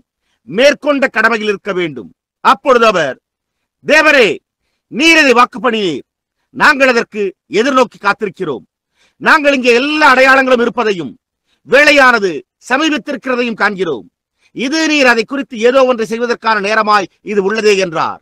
அவர் முழு கவனத்தையும் ஒருங்கே ஒரு திசையில் செலுத்தியதான ஆழ்ந்த ஜபத்தில் இருக்கையில், தன்னுடைய முழு இருதயத்தோடு ஜபித்துக் கொண்டிருக்கையில், அப்பொழுது அவர் மூலையில் ஏதோ ஒன்று இருப்பதை நோக்கி பார்த்தார். அப்பொழுது அவர் தன்னுடைய கண்களை தேய்த்து துடைத்துக் கொண்டு மீண்டும் நோக்கி பார்த்தார். அங்கே உருவின ஒரு பட்டயத்தோடு ஒரு தூதன் நின்றான். அப்பொழுது தூதனானவர், விடுதலை வந்து கொண்டிருக்கிறது. நீர் இந்த உலகத்தில் ஒரு குமாரனை பிறப்பிக்கப் போகிறீர். அவனே அவர்களை விடுவிக்கப் போகிற ஒருவனாய் இருக்கப் போகிறான் என்றார். பார்த்தீர்களா? தேவன் எப்பொழுதுமே ஜெபத்திற்கு பதிலளிக்கிறார். அவர் பதிலளிக்கிறது இல்லையா? நாம் தொடர்ந்து பற்றிக் கொண்டிருப்போமேயானால் நலமாயிருக்குமே. மோசே அவன் விசுவாசம் உள்ளவனாய் இஸ்ரவேல் புத்திரரை வனாந்திரத்துக்குள்ளாக வழிநடத்தின போது அவன் சிவந்த சமுத்திரத்தண்டை வந்தான். மலைகள் ஒரு புறம் இருக்க, வனாந்திரம் மற்றொரு புறம் இருக்க, பார்வோனின் சேனையோ இந்த ஒரு வழியிலும், சிவந்த சமுத்திரமோ அவர்களுக்கு முன்பாகவும் இருந்தது. அவர்கள் ஒரு சிறு இடுக்கில் எதிர்பாராத வலையில் சிக்கொண்டனர். இயற்கையும் கூட முறையிடுவது போன்றே தென்பட்டது. என்ன சம்பவிக்கப் போகிறது? அவர்கள் முடிவுற்ற நிலையில் இருந்தனர். பார்வோனின் சேனையோ லட்சக்கணக்கானோரை கொண்டதாய் அவர்கள் குதிரைகளில் ஏறி வந்து கொண்டிருந்தனர். ஆனால் ஜனங்கள் என்ன செய்தனர்? முறுமுறுக்கு துவங்கி முறையிட்டனர். ஓ, நாங்கள் முன்பிருந்த எங்களுடைய இடத்திலேயே தரித்திருந்தால் நலமாயிருந்திருக்குமே. ஆனால் எந்த ஒரு கடினமான நேரத்திலும் காட்சியில் எழும்பக்கூடிய சரித்திர பிரகாரமான தேவனை விசுவாசித்து தன்னுடைய இருதயத்தில் தேவனை விசுவாச சுவாலை எரிந்து கொண்டிருந்த ஒருவன் அந்த ஜனங்களுக்குள்ளே இருந்தான். மோசே தன்னுடைய கரங்களை மேலே தேவனண்டை உயர்த்தியிருப்பதோடு ஒரு சரித்திரத்தின் தேவன் ஒரு நிகழ்வேளையின் தேவனாய் இருக்கும்படி காட்சிகள் எழும்பும் வரையில் ஜெபித்தான். அப்பொழுது அவர் வழியை திறக்க, இஸ்ரவேலரோ தண்ணீரினூடாக கடந்து உலர்ந்த தரையிலே நடந்து சென்றனர். ஓ, யோசுவா அதே குழுவினரை இல்லை, அவர்களுடைய பிள்ளைகளை யோர்தான் அண்டைக்கு வழிநடத்தி இருந்தது நெடுங்காலத்திற்கு பின்னராய் இருக்கவில்லை. அது ஏப்ரல் மாதமாயிருந்தது. அப்பொழுது முழுவதுமாய் வெள்ளப்பெருக்கெடுத்து ஓடிக்கொண்டு யோர்தானோ வழக்கமாய் இருப்பதை காட்டிலும் 5 மடங்கு தன்னுடைய அளவில் பெரிதாயிருக்கும். பார்க்க போனால் எந்த ஒரு நல்ல இராணுவ தலைவனுமே அதிலிருந்து அவர்களை வேறு விதமாக கொண்டு வந்திருப்பான். அதை கடப்பதற்கு அங்கே ஒரு சாத்தியமும் இல்லாதிருந்த நேரமாயது இருந்தது. ஆனால் யோசுவா 40 ஆண்டுகளுக்கு முன்னர் ஒரு சரித்திரத்தின் தேவன் ஒருவர் இருந்தார் என்பதையும் அவர் சிவந்த சமுத்திரத்தை பிளந்தார் என்பதையும் நினைவு கூர்ந்து அவன் அந்த தேவனை நோக்கி முறையிட்டான். அந்த தேவன் மகத்தான வல்லமையாய் இறங்கி வந்து நிகழ்வேளையின் ஆபத்துக்கால தேவனாகி யோர்தானை பிளந்து அவர்களை கடக்க பண்ணினார். அது அநேக ஆண்டுகள் கழித்ததாய் இருந்தது. அதாவது நம்முடைய பாடப்பொருளின் வாசிப்பின்படி, இன்றிரவு நம்முடைய பொருளின் வாசிப்பின்படி, எலிசா அந்த தேசத்தின் சாபத்தை கண்டிருந்து மலையின் மேல் இருந்தபோது நூற்றுக்கணக்கான வருடங்களாக இஸ்ரவேலில் ஜெபத்திற்கு பதிலளிக்கப்படாமலே இருந்தது. அதே சமயத்தில் எலிசா காட்சியில் வரக்கூடிய சரித்திரத்தின் தேவன் ஒருவர் இருந்தார் என்பதை அறிந்திருந்தான். அப்பொழுது அவன் அவிசுவாசமுள்ள உலகமானது இந்த தேவனுடைய சமூகத்தில் நின்று அக்கினியினால் உத்தரவர்களும் இந்த ஒருவரை பார்க்கும்படிக்கு சவாலிட்டான். அப்பொழுது அக்கினி சூழலிலிருந்து எபிரேய பிள்ளைகளை பாதுகாக்க முடிந்த தேவன் அக்கினியை கொண்டு வந்து பலியை பட்சித்து போட்டார். அதற்கு பின், இது நீண்ட காலத்திற்கு பின் அல்ல, அதாவது லாசரு என்னும் பெயர் கொண்ட ஒரு மனிதன் மரித்திருந்தான். மரணத்தை காணாமல் ஏனோக்கை வீட்டிற்கு எடுத்துக்கொள்ள முடிந்த ஓர் அக்கினி ரதத்தில் எலியாவை எடுத்துக்கொள்ள முடிந்தவராய் ஜீவித்திருந்த ஒரு தேவன் இருந்தார். அப்பொழுது அவர் அந்த அந்தகார மரண வேளையில் காட்சியில் அடைக்கப்பட்டார். அவர் எல்லா நேரத்திலுமே செயல்படும் விதமாக செயல்பட்டார். அதே சமயத்தில் அவர் ஒரு சரித்திரத்தின் தேவனாயிருந்தார். ஆனால் சரித்திரத்தில் இருந்து ஒரு நிகழ்கால ஆபத்தான நிலைக்காக எழுப்பப்பட்டார். எரிகோவின் வாசல் அருகே ஒரு குருடான மனிதன் சாலையோரத்தில் அமர்ந்து கதறிக்கொண்டிருந்தான். எல்லா நம்பிக்கைகளுமே அற்று போயிருந்தன. மருத்துவர்களால் அவனுக்கு எந்த நன்மையும் செய்ய முடியாமல் இருந்தது. அவனுடைய பணமும் செலவழிந்து போயிற்று. மரணம் ஒரு இனிமையான நிவாரணமாக இருக்கும் வரையில் அங்கே அமர்ந்து ஒரு சில நாட்கள் கனவு காண்பதை தவிர வேறொன்றுமே அவருக்காக விடப்பட்டிருக்கவில்லை. ஒரு நாள் சாலையில் சரித்திரத்தின் தேவன் ஒருவர் ஒரு நிகழ்வேளையின் நெருக்கடி நேரத்தில் காட்சியில் வந்தார். தேவன் குருடனின் கண்களை திறந்தார். எவீருவின் வீட்டில் மருத்துவர்கள் தவறி இருந்த போது அந்த சிறு பெண் மரிக்கும்படியாய் விடப்பட்டிருந்தாள். மரணமானது வந்து அதனுடைய கசப்பான உயிர் பலியை எடுத்துக்கொண்டது. ஒரே பிள்ளையா இருந்ததையே எடுத்துக்கொண்டிருந்தது. வீட்டிலே 12 வயதான சிறு பெண் அவளுடைய ஒரு படுக்கையின் மேல் நீட்டி கிடத்தப்பட்டிருந்தாள். அப்பொழுது நொறுங்குண்ட இதயம் கொண்ட ஒரு சிறு பிரசங்கியார் தன்னுடைய ஸ்தாபனத்தையும் தன்னுடைய எல்லா நண்பர்களையும் விட்டுவிட வேண்டியதாக இருந்தது. ஆனால் மரித்தோரை எழுப்பக்கூடிய சரித்திரத்தின் தேவன் ஒருவர் இருந்தார் என்பதை அவன் நினைவு கூர்ந்தான். அவன் அவரை கண்டறிய புறப்பட்டு சென்றான். தேடுங்கள், அப்பொழுது கண்டடைவீர்கள். தட்டுங்கள், அப்பொழுது உங்களுக்கு திறக்கப்படும். கேளுங்கள், அப்பொழுது உங்களுக்கு கொடுக்கப்படும். அவர் இன்றைக்கும் அதே மாறாத தேவனாயிருக்கிறார். இந்த தேவன் தேவகுமாரனாகிய இயேசு என்று அழைக்கப்படும் ஒரு சரீரத்தில் வாசம் செய்பவர். அவர் காட்சியில் அழைக்கப்பட்ட போது, சரித்திரத்திலிருந்து வெளியே அழைக்கப்பட்ட போது, பழைய ஏற்பாட்டில் மரித்தோரை எழுப்ப முடிந்த தேவன் ஒரு தீர்க்கதரிசியின் மூலமாக ஒரு மரித்த குழந்தைக்கு ஜீவனை திரும்ப கொண்டு வந்தார். அந்த தேவன் மரிக்க முடியாது. அவர் நித்தியத்திற்கான தேவனாயிருக்கிறார். அந்த குழந்தை எங்கே படுக்கையில் நீட்டப்பட்டு படுத்து கிடந்தது. எவ்வேறு சூனேமியால் அவளுடைய பிள்ளையை திரும்ப பெற்றுக் கொண்டதை அறிந்தவனாய் அவன் அந்த சரித்திரத்தின் தேவன் அவர் செய்யக்குள்ளாக்கும்படிக்கு அழைக்கப்படக்கூடுமானால் நலமாயிருக்குமே, அவர் இன்றைக்கும் அதே மாறா தேவனாயிருக்கிறாரே என்றான். முழுவதுமாய் ஆராய்ந்து வல்லமையை உடையவராக உரிமை கோரப்பட்ட மனிதரை, அந்த மனிதரை குறித்து அவன் கேள்விப்பட்டிருந்தான். அது எல்லோருமே வெறுத்திருந்த நசரேயனாகிய இயேசுவாய் இருந்தது. ஆனால் அவன் அவரை காட்சியில் அடைத்தான். ஏனென்றால் அவர் ஜீவனுள்ள தேவனாகிய ஒரே தேவனாய் அந்த நாளில் தேவனை குறித்து கண்டறியக்கூடிய மிக நெருங்கின பிரதிநிதியாயிருந்தார். அவர் காட்சியில் அழைக்கப்பட்ட போது, சரித்திர பிரகாரமான தேவன் அழைக்கப்பட்ட போது, அவர் மரித்து போன குழந்தையின் பேரில் எலியாவினிடத்தில் பேசின போது, அவர் செய்த விதமாகவே அவர் செயல்பட்டார். நான் இன்றைக்கு இன்னும் அதிகமாக கூறுவேனாக, என்னுடைய சகோதரனே சகோதரியே, இந்த தற்போதைய ஆபத்தான நிலையில் புற்றுநோயானது உலகத்தை தின்று கொண்டிருக்கிற போது, எல்லா விதமான வியாதிகளும் உள்ள போது, குஷ்டரோகியை சுகப்படுத்தின அதே சரித்திர பிரகாரமான தேவன், வியாதியஸ்தரை சுகப்படுத்தினவர், மரித்தோரை எழுப்பினவர் இன்றைக்கும் அதே மாறாத தேவனாயிருக்கிறார். அவரோ தம்முடைய ஜனங்கள் தம்மை செயல்புரியும்படிக்கு காட்சிகள் அடைக்க ஆவலாய் காத்துக் கொண்டிருக்கிறார். ஒரே நாளில் 7 முறை விபச்சாரம் செய்ததற்காக ஒரு வேசியை மன்னிக்க முடிந்த ஒருவர், மிகவும் இழிவான பாவியை சுத்தப்படுத்த முடிந்தவர், அவர்களை ஒரு லீலி புஷ்பத்தை போன்று வெண்மையாக்குகிறவர், அதே மாறாத சரித்திரத்தின் தேவனானவர் கரைப்படுத்தப்பட்ட ஒவ்வொரு பாவ மற்றும் அவிசுவாசமுள்ள இருதயத்தை சுத்தப்படுத்த இன்றைக்கு ஜீவிக்கிறார். ஒரு நாள் காக்காய் வலிப்பு கொண்ட ஒரு பையனை உடைய ஒரு மனிதன் இருந்தான். அவன் இவனை சபைக்கு கொண்டு சென்றான். சீஷர்களோ கொஞ்ச நேரம் அவனை சுற்றி நடனமாடி சத்தமிட்டும் எந்த நன்மையும் செய்ய முடியாது இருந்தது. ஆனால் ஜீவனோடு இருந்த ஒரு சரித்திரத்தின் தேவன் முன்பிருந்தது போலவே அங்கிருந்தார். அவன் அவரை கண்டறியும்படியாய் தீர்மானம் கொண்டான். அப்பொழுது தூர மலையிலிருந்து அவர் வருகிறதை கண்டு அவன் அவரண்டை ஓடி, ஆண்டவரே, என் மேல் இரக்கமாயிரும், ஒரு பிசாசு என் பிள்ளையை பிடித்திருக்கிறது, அது அவனை அலகழித்து தீயில் விட செய்கிறது என்றான். இயேசுவோ, நீ விசுவாசிப்பாயானால் என்னால் முடியும் என்றார். என்னவென்று நீ விசுவாசித்தால், சரித்திரத்தின் தேவனிடமும் ஜீவிக்கிறார் என்று நீ விசுவாசித்தால், அவரோ காட்சியில் அடைக்கப்பட்டார். காக்காய் வலிப்போ அந்த பிள்ளையை விட்டு நீங்கி போயிற்று. அதே மாறாத தேவன் இன்றைக்கும் ஜீவிக்கிறார். சபைகள் தவறி இருக்கிற போதும், அரசியல் தவறி இருக்கிற போதும், எல்லா காரியமும் தவறி இருக்கிற போதும், மனிதன் தவறி இருக்கிற போதும், இப்படியாக ஒவ்வொரு காரியமும் தவறி இருக்கிறது. தேவனால் தவறி போக முடியாது. அவர் இந்த பண்டைய கருப்பு நிற ஆதாரம் கொண்ட வேதாகமத்தின் ஒரே தேவனாயிருக்கிறார். அவருடைய வாக்குத்தத்தங்கள் எப்போதும் உண்மையாய் இருந்தது போலவே அப்படியே இப்பொழுதும் உண்மையாயிருக்கிறது. இது அவருடைய ஜனங்கள் அழைத்து சரித்திரத்திலிருந்து அவரை உயர்த்தின நேரமாய் உள்ளது. ஏனென்றால் இயேசு கிறிஸ்து நேற்றும் இன்றும் என்றும் மாறாதவராய் இருக்கிறார் என்று எழுதப்பட்டிருக்கிறது. அவர் ஒரு சரித்திர பிரகாரமான தேவனாய் இருக்கிறார். அவர் ஒரு நிகழ்காலத்தின் தேவனாயும் இருக்கிறார். அவர் கடைசி நாட்களில் நான் மாம்சமான யாவர் மேலும் என் ஆவியை ஊற்றுவேன், விசுவாசிக்கிறவர்களால் நடக்கும் அடையாளங்களாவன. என் நாமத்தினாலே பிசாசுகளை துரத்துவார்கள், நவமான பாஷைகளை பேசுவார்கள், சர்ப்பங்களை எடுப்பார்கள், சாவுக்கேதுவான யாதொன்றை குடித்தாலும் அது அவர்களை சேதப்படுத்தாது, வியாதியஸ்தர் மேல் கைகளை வைப்பார்கள், அப்பொழுது அவர்கள் சொஸ்தமாவார்கள் என்றார். அது ஒரு சரித்திர பிரகாரமான தேவனளித்த வாக்குத்தத்தமாய் இருந்தது. நாம் இன்றைய அவருடைய மேய்ச்சலின் ஜனங்களாயிருக்கிறோம். நாம் அவருடைய மந்தையின் ஆடுகளாயிருக்கிறோம். நாம் நின்று அவரை காட்சியில் அடைக்க அவர் நமக்காக காத்துக் கொண்டிருக்கிறார். அவரை காட்சியில் அடையுங்கள். அவர் செயல்பாடுகளுக்குள் செல்வதை கவனியுங்கள்.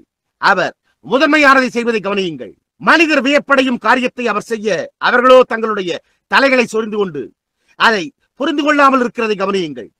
அவர் ஒரு சரித்திர பிரகாரமான தேவனாயும் தற்போதைய நாடின் தேவனாயும் இருக்கிறார். அவர் சரித்திரத்திலிருந்து வெளியே அழைக்கப்பட வேண்டும் என்று காத்துக் கொண்டிருக்கிறார். அவர் ஒரு சரித்திர பிரகாரமான தேவனாய் மாத்திரம் இருப்பாரேயானால், ஒரு சரித்திர பிரகாரமான தேவன் நமக்கு என்ன நன்மையை செய்கிறார்? அப்படியானால் நாம் அவரை நோக்கி பாராமல் இருப்போமாக. ஒரு சரித்திர பிரகாரமான தேவன் அம்ராமுக்கும் யோகபேத்துக்கும் என்ன நன்மையை செய்திருந்திருப்பார்? ஒரு சரித்திர பிரகாரமான தேவன் மோசேக்கு என்ன நன்மையை செய்திருந்திருப்பார்? ஒரு சரித்திர பிரகாரமான தேவன் லாசருவுக்கு என்ன நன்மையை செய்திருந்திருப்பார்? ஒரு சரித்திர பிரகாரமான தேவன் குருடனான பர்த்திமேயுவிற்கு வாசலண்டை என்ன நன்மையை செய்திருந்திருப்பார்? அவர் இன்றைக்கும் மாறாதவராய் இல்லை என்றால், ஒரு சரித்திர பிரகாரமான தேவன் இன்றிரவு உங்களுக்கு என்ன நன்மையை செய்வார்? அவர் இன்றைக்கு மாறாதவராய் இருக்கிறார். அவர் நம்முடைய எல்லா பாவங்களையும் மன்னித்து நம்முடைய எல்லா நோய்களையும் குணமாக்குகிறார். சரித்திர பிரகாரமான தேவன் சரித்திரத்திலிருந்து வெளியே அடைக்கப்பட்டார். அவர் இந்த வெளிச்சத்தின் நாளில் பிரகாசிப்பார். என்ன? காலம் முடிவுற்றுக் கொண்டிருக்கும் போது, அரசியல் முடிவுற்றுக் கொண்டிருக்கும் போது, வாழ்க்கை முடிவுற்றுக் கொண்டிருக்கும் போது, ஒவ்வொரு காரியமும் முடிவிற்கு வந்து கொண்டிருக்கும் போது, இயேசுவோ ஒளியிடத்திற்கு வருகிறார். ஒவ்வொரு காரியமும் அதனுடைய அழிவுக்கான தீர்ப்பை சந்திக்கும் போது, அவரோ இன்னமும் பள்ளத்தாக்கின் லீலியாய் பிரகாசமான விடிவெள்ளி நட்சத்திரமாய் பிரகாசிக்கிறார். அவர் நேற்றும் இன்றும் என்றும் மாறாதவராய் இருக்கிறார். ஒரு சரித்திர பிரகாரமான தேவனை கூப்பிடுங்கள். அப்பொழுது அவர் ஒரு நிகழ்கால தேவனாய் மாறுவதையும், அவர் அப்பொழுது செய்ததை போன்றே அப்படியே பிரகாசிக்க சரித்திரத்திலிருந்து வெளியே எடுக்கப்பட்டு உயர்த்தப்படுவதையும் கவனியுங்கள். அவர் அதே விதமாக செயல்படுவார். அவர் அதையே செய்வார். அவர் அதே விதமாக மன்னிப்பார். அவர் அதே விதமாக குணப்படுத்துவார். அவருடைய இரக்கங்கள் மாறாததாயிருக்கின்றன. அவருடைய மனவிருப்பம் மாறாததாயிருக்கிறது. அவருடைய வல்லமை மாறாததாயிருக்கிறது. அவர் மாறாதவராயிருக்கிறார். அவர் நமக்காக காத்துக் கொண்டிருக்கிறார். நீங்கள் உங்களுடைய உதடுகளினால் அவரை அழைக்க முடியாது. அவர் உங்களுடைய போலி வழிபாட்டின் மூலம் வருகிறதில்லை.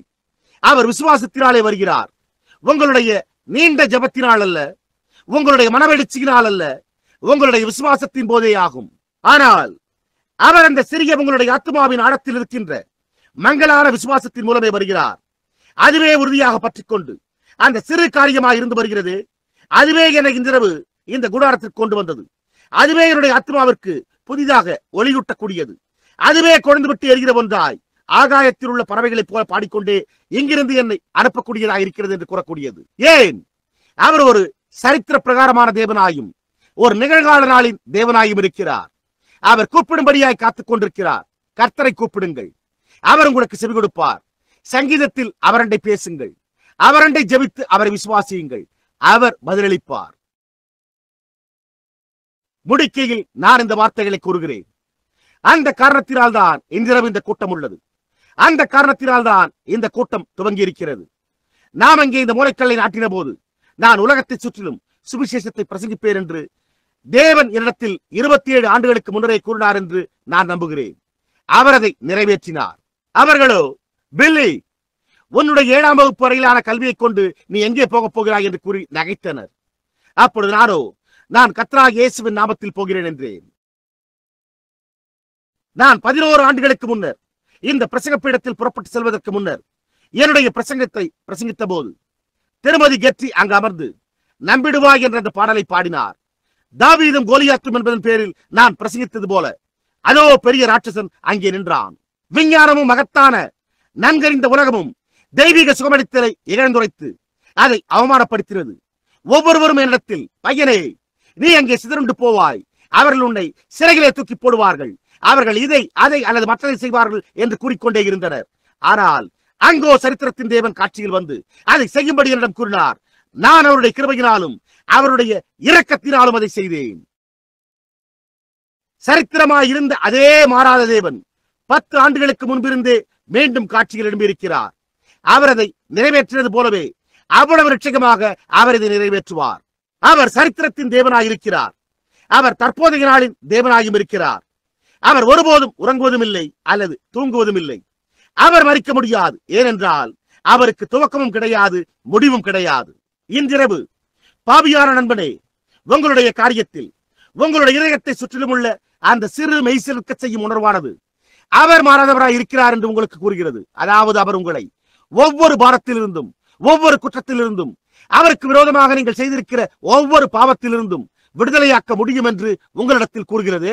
நீங்கள் உங்களுடைய நம்பிக்கைகளை எதில் வைக்க முடியும்?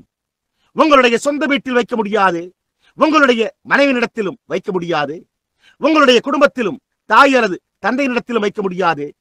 என் நம்பிக்கைகள் நீதியோடுள்ள இயேசுவின் ரத்தத்தின் மேலே அல்லாமல் வேறொன்றின் மேலும் கட்டப்பட்டிருக்கவில்லை.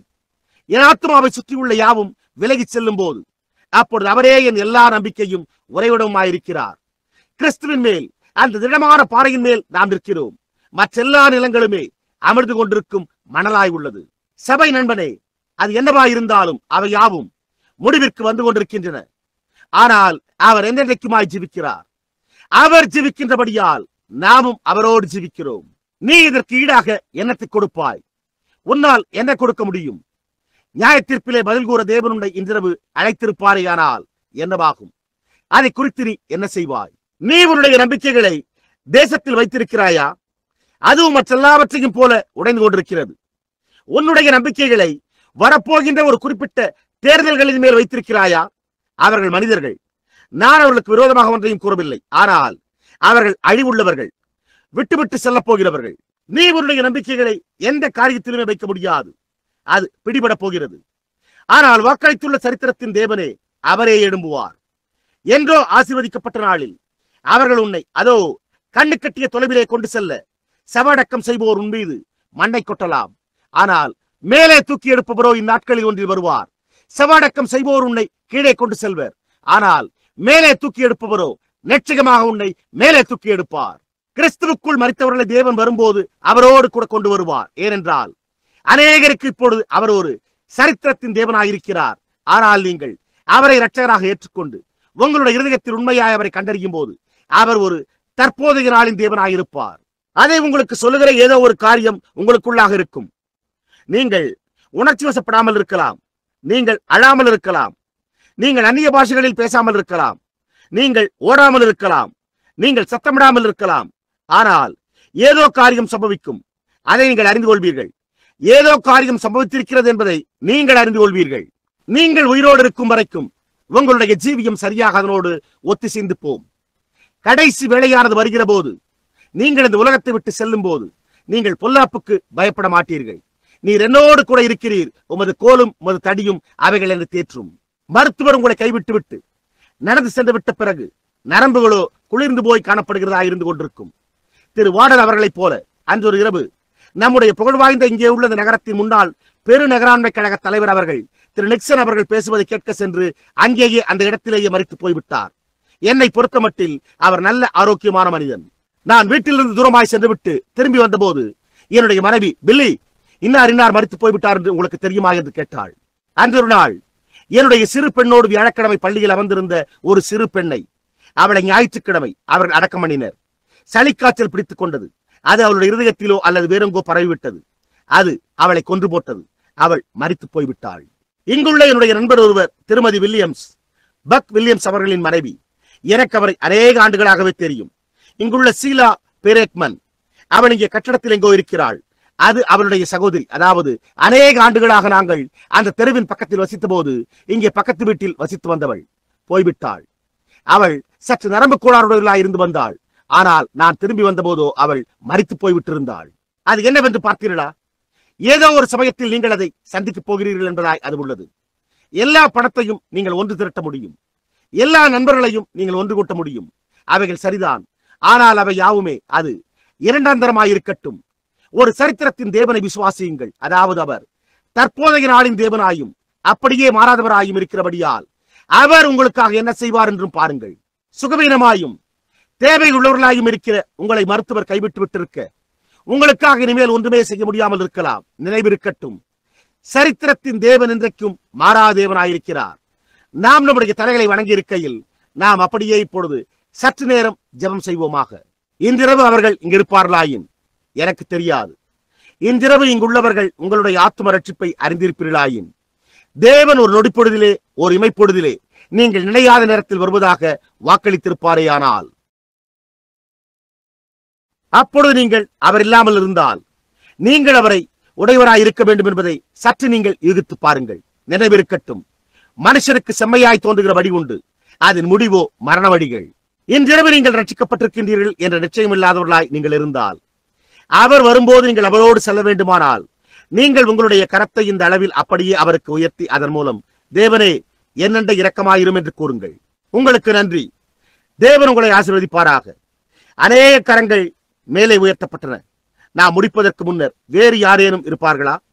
ஜெபம் செய்யுங்கள். வாலிப பெண்மணியே, தேவன் உங்களை ஆசீர்வதிப்பாராக. இப்பொழுது வெட்கப்படாதீர்கள். நிச்சயமாக அவர் இன்றைக்கு மாறாத தேவனாய் இல்லாமல் இருந்தால், அப்பொழுது ஒரு சரித்திரத்தின் தேவனை பிரசங்கிப்பது என்ன நன்மையை செய்யும்? சகோதரனே, சகோதரியே, நான் இதை கூறுகிறேன். நான் ஒரு சமயம் ஒரு சரித்திரத்தின் தேவனை குறித்து வாசித்தேன். நான் அவரை குறித்து புத்தகங்களில் வாசித்தேன். நான் அவரை குறித்து வேதாகமத்தில் வாசித்தேன். ஆனால் ஒரு நாள் நான் அவரை சந்தித்தேன். அவர் என்னுடனே வந்தார். அவர் என்னை குடிக்க வேண்டாம் என்றும், புகைக்க வேண்டாம் என்றும், என்னை அசுசிப்படுத்திக் கொள்ள வேண்டாம் என்றும், எனக்கு வயதாகும் போது நான் செய்ய வேண்டியதற்கான ஏதோ ஒரு காரியத்தை அவர் உடையவராய் இருப்பதாகவும் என்னிடத்தில் கூறினார். அப்பொழுது நான் வெறுமன ஒரு சிறு பையனாயிருந்தேன். அவர் அதை நிரூபித்து விட்டார். அவர் அதை செய்தார். இதோ அவருடைய புகைப்படம் இப்பொழுது இங்கே தொங்கிக் கொண்டிருக்கிறதே. விஞ்ஞானம் அதை புகைப்படம் எடுத்துள்ளது. பார்த்தீர்களா? உலகம் அதை அறிந்திருக்கிறது. அவர் அதை உங்களுக்கு மத்தியிலே நிரூபித்திருக்கிறார். உங்கள் இருதயத்தில் உள்ள ஒவ்வொரு நினைவையும் அவர் அறிந்திருக்கிறார். அவர் தம்மைத்தாமே நிரூபித்திருக்கிறார். அவர் இன்றைக்கும் அதே மாறாத தேவனாயிருக்கிறார். அவர் ஒரு சரித்திரத்தின் தேவனாயிருக்கவில்லை. உலகமானது உங்களை உலகத்தின் கரையினாலும் இழி பொருளினாலும் கள்ளத்தனமாய் கடத்த அனுமதிக்காதீர்கள். சரியாக அவரை விசுவாசியுங்கள். நீங்களும் உங்களுடைய கரத்தை உயர்த்துவீர்களா? உயர்த்தாதிருக்கிற சிலர் உங்களுடைய கரத்தை உயர்த்தி, தேவனே, நான் அதை குறித்து நிச்சயமுடையவனாயிருக்கவில்லை, ஆனால் நான் நிச்சயமுடையவனாயிருக்க விரும்புகிறேன், என்னை என்று கூறுங்கள். வாலிப மனிதனே, தேவன் உங்களை ஆசீர்வதிப்பாராக. வேறு எவரேனும்? அங்கே பின்னால் உள்ள சகோதரியே, தேவன் உங்களை ஆசீர்வதிப்பாராக. சகோதரனே, தேவன் உங்களை ஆசீர்வதிப்பாராக. வேறு எவரேனும் உண்டா? சகோதரியே, தேவன் உங்களை ஆசீர்வதிப்பாராக. அங்குள்ள சகோதரனே, தேவன் உங்களை ஆசீர்வதிப்பாராக. அது சரி. நீங்களோ, சகோதரன் பில், என்னுடைய கரத்தை மேலே உயர்த்தி இருப்பது எனக்கு ஏதாவது காரியத்தை பொருட்படுத்துமா என்று கேட்கலாம். நீங்கள் உங்களுடைய கரத்தை ஒருமுறை உயர்த்துங்கள், அப்பொழுது கண்டடைவீர்கள். சகோதரனே, சகோதரியே, நீங்கள் எப்பொழுதாவது எந்த காரியத்தையாவது சரியாக செய்யும் போது நீங்கள் அதை குறித்து நல்லபடியாகவே உணர்கிறீர்கள். நேர்மையாயிருங்கள். இப்பொழுது தேவனிடை பொய் சொல்லாதீர்கள். நீங்கள் தேவனிடத்தில் பொய்யுரைத்துக் கொண்டிருக்கவில்லை. அவருக்கு தெரியும். நீங்கள் உங்களுக்கே பொய்யுரைத்துக் கொண்டிருக்கிறீர்கள். ஒரு பொய் என்பது அப்படிப்பட்ட ஒரு பயங்கரமான காரியமாக இருக்கிறது என்பதை நீங்கள் அறிவீர்கள். அவர்கள் உங்களை கூட்டரசின் மைய அமைப்பு நீதிமன்றங்களுக்கும் குற்றப்பிரிவு தண்டனைக்குரிய நீதிமன்றங்களுக்கும் கொண்டு சென்று உங்களுடைய கரத்தின் மேல் பொய் சொல்வதை துப்பறிந்து கண்டறியும் கருவியை பொருத்தினால், நீங்கள் எவ்வளவுதான் அந்த காரியத்தை உங்களால் முடிந்த அளவு சிறந்த முறையில் கூற முயன்றாலும், அது உண்மை போல் துணிக்க செய்தாலும், நீங்கள் கூறிக்கொண்டிருப்பது ஒரு பொய் என்பதை உங்களுடைய நரம்புகள் நிரூபிக்கும். ஏன்? நீங்கள் பொய்யரைக்க உண்டாக்கப்படவில்லை. பொய்யினை துப்பறிந்து கண்டறியும் ஒரு கருவியே அதை அறிந்திருக்குவேயானால் தேவனை குறித்து என்ன?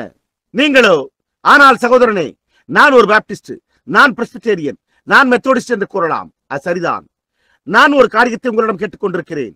நீங்கள் எப்பொழுதாவது இந்த சரித்திரத்தின் தேவனை சந்தித்திருக்கிறீர்களா? அவர் உங்களுக்கு முன்பாக எரிகின்ற முச்சடியில் நின்றிருக்கிறாரா? நீங்கள் அறிவீர்களா? அவர் உங்களுடைய ஆத்மாவினிடத்தில் திரும்பி பேசினதையும் உங்களுடைய பாவங்கள் போய்விட்டதையும் நீங்கள் அறிவீர்களா? அதை அவ்வண்ணமாய் அறிந்திருக்கவில்லை என்றால், நீங்கள் வெறுமன சபையை சேர்ந்து கொள்வதிலையோ அல்லது அங்கே சென்றதையோ அதை குறித்து சற்று நலமாக உணர்ந்ததையோ ஒரு பாக்கியமாக எடுத்துக் கொள்ள வேண்டாம். நீங்கள் அவரை அறிந்து கொள்ள வேண்டும். அவரை குறித்து கேள்விப்படுவதல்ல, அவருடைய ஆசீர்வாதங்களை பெற்றுக் கொள்வது ஜீவன் அல்ல, ஆனால் அவரை அறிந்து கொள்வதே ஜீவனாயிருக்கிறது. அவரை அறிந்து கொள்வது தனிப்பட்ட முறையில் அவரை அறிந்து கொள்வதே ஆகும். அவரை தனிப்பட்ட பிரதிப்பெயர், அவரை அறிந்து கொள்ளுங்கள். அவருடைய புத்தகத்தை அறிந்து கொள்வதல்ல, ஒரு நல்ல மாணாக்கனாய் இருப்பதல்ல, ஒரு நல்ல அங்கத்தினராய் இருப்பதல்ல, அல்லது ஒரு நல்ல மனிதனாய் அல்லது ஒரு நல்ல பெண்மணியாய் இருப்பதல்ல. அது இதை செய்கிறதில்லை. நியாயப்பிரமாணம் அது செய்தது. ஆனால் அவரை அறிந்து கொள்ளுதலே. நீங்கள் அவரை சந்தித்திருக்கிறீர்களா? எரிகிற முச்சடியில் மோசேயினிடத்தில் பேசின அந்த தேவன் உங்களுக்கு முன்பாக வந்திருக்கிறாரா? அது அவர்தான் என்று நீங்கள் அறிந்து கொள்ளும் அளவிற்கு அவர் உங்களிடத்தில் பேசுவதை நீங்கள் கேட்டிருக்கிறீர்களா? அவர் பேசியிருக்கவில்லை என்றால் அப்படியே உங்களுடைய கரத்தை உயர்த்தி, தேவனே, இப்பொழுது என்னிடம் பேசும். என்னுடைய இருதயத்தை சுற்றி முனை கொண்டிருக்கிறது நீர்தானா? நான் உம்மை அறிந்து கொள்ள விரும்புகிறேன் என்று கூறுங்கள். வாலிப பெண்மணியே, தேவன் உங்களை ஆசீர்வதிப்பாராக. அங்கே பின்னால் உள்ள உங்களை தேவன் ஆசீர்வதிப்பாராக. அது நல்லது. அது சரி. அறிந்து கொள்ளாமல் இருக்கிற எவரேனும் சரி சகோதரியே, தேவன் உங்களை ஆசீர்வதிப்பாராக. இங்குள்ள வாலிப பெண்மணியே, தேவன் உங்களை ஆசீர்வதிப்பாராக. அது நல்லது. இங்குள்ள குட்டி பெண்மணியே, தேவன் உங்களை ஆசீர்வதிப்பாராக. இப்பொழுது உங்களுடைய தலைகள் வணங்கியிருப்பதோடு உண்மையாகவே அமைதியாய் மென்மையாய் வாய் திறவாமல் மௌனமாய் அதை பாடுங்கள். என்றோ ஓர் ஒளிமயமான விடியலில் இயேசு வருவார்.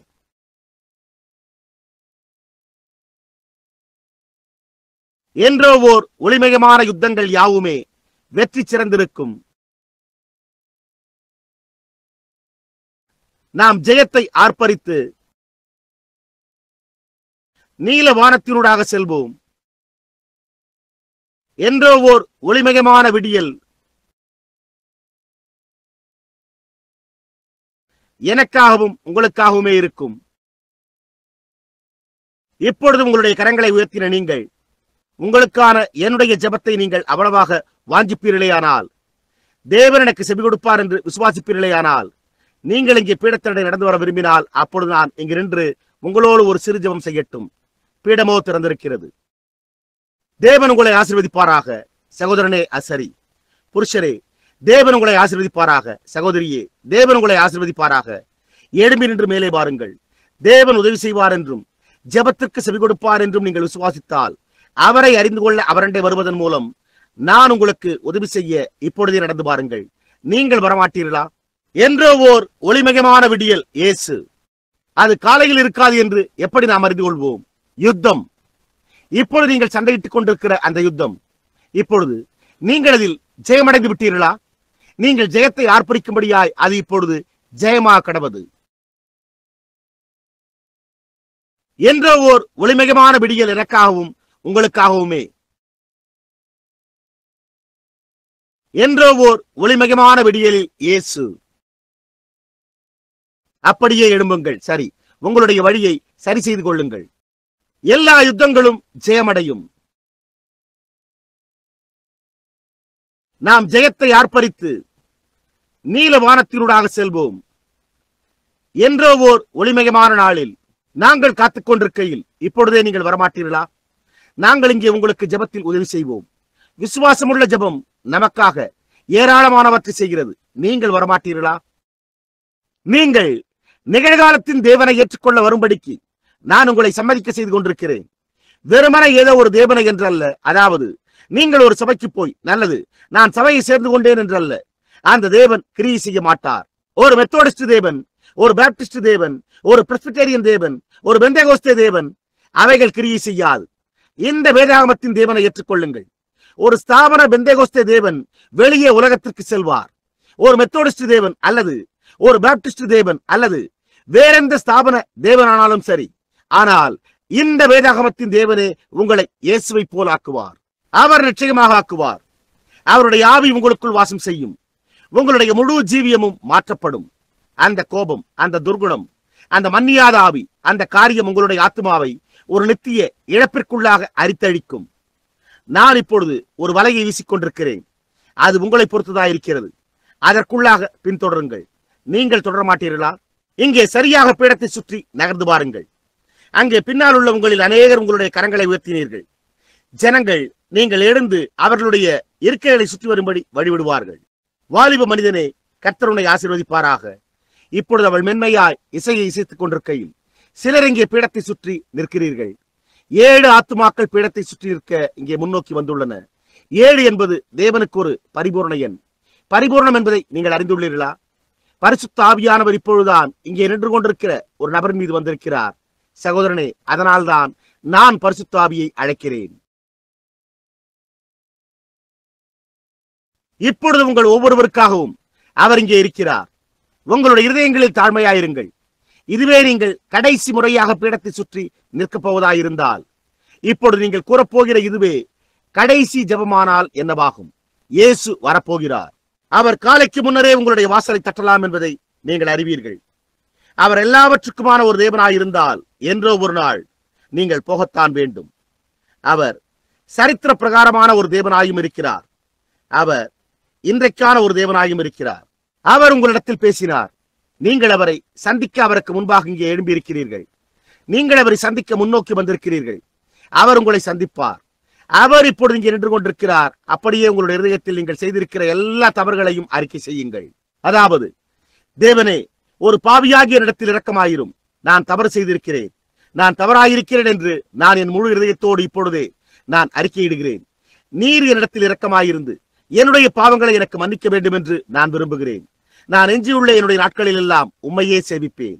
என்னுடைய இருதயத்தில் எரிந்து கொண்டிருக்கிற இந்த சிறிய அக்னியானது, சிறிய விசுவாசமானது, அதுவே இன்றிரவு என்னை இந்த பீடத்தண்டை இங்கே வரும்படி செய்தது. அது அப்படியே என்னுடைய ஆத்மாவில் ஆழமாய் பற்றிக் கொள்வதாக. அது இப்பொழுதே இங்கே பற்றி பிடித்துக் கொள்வதாக.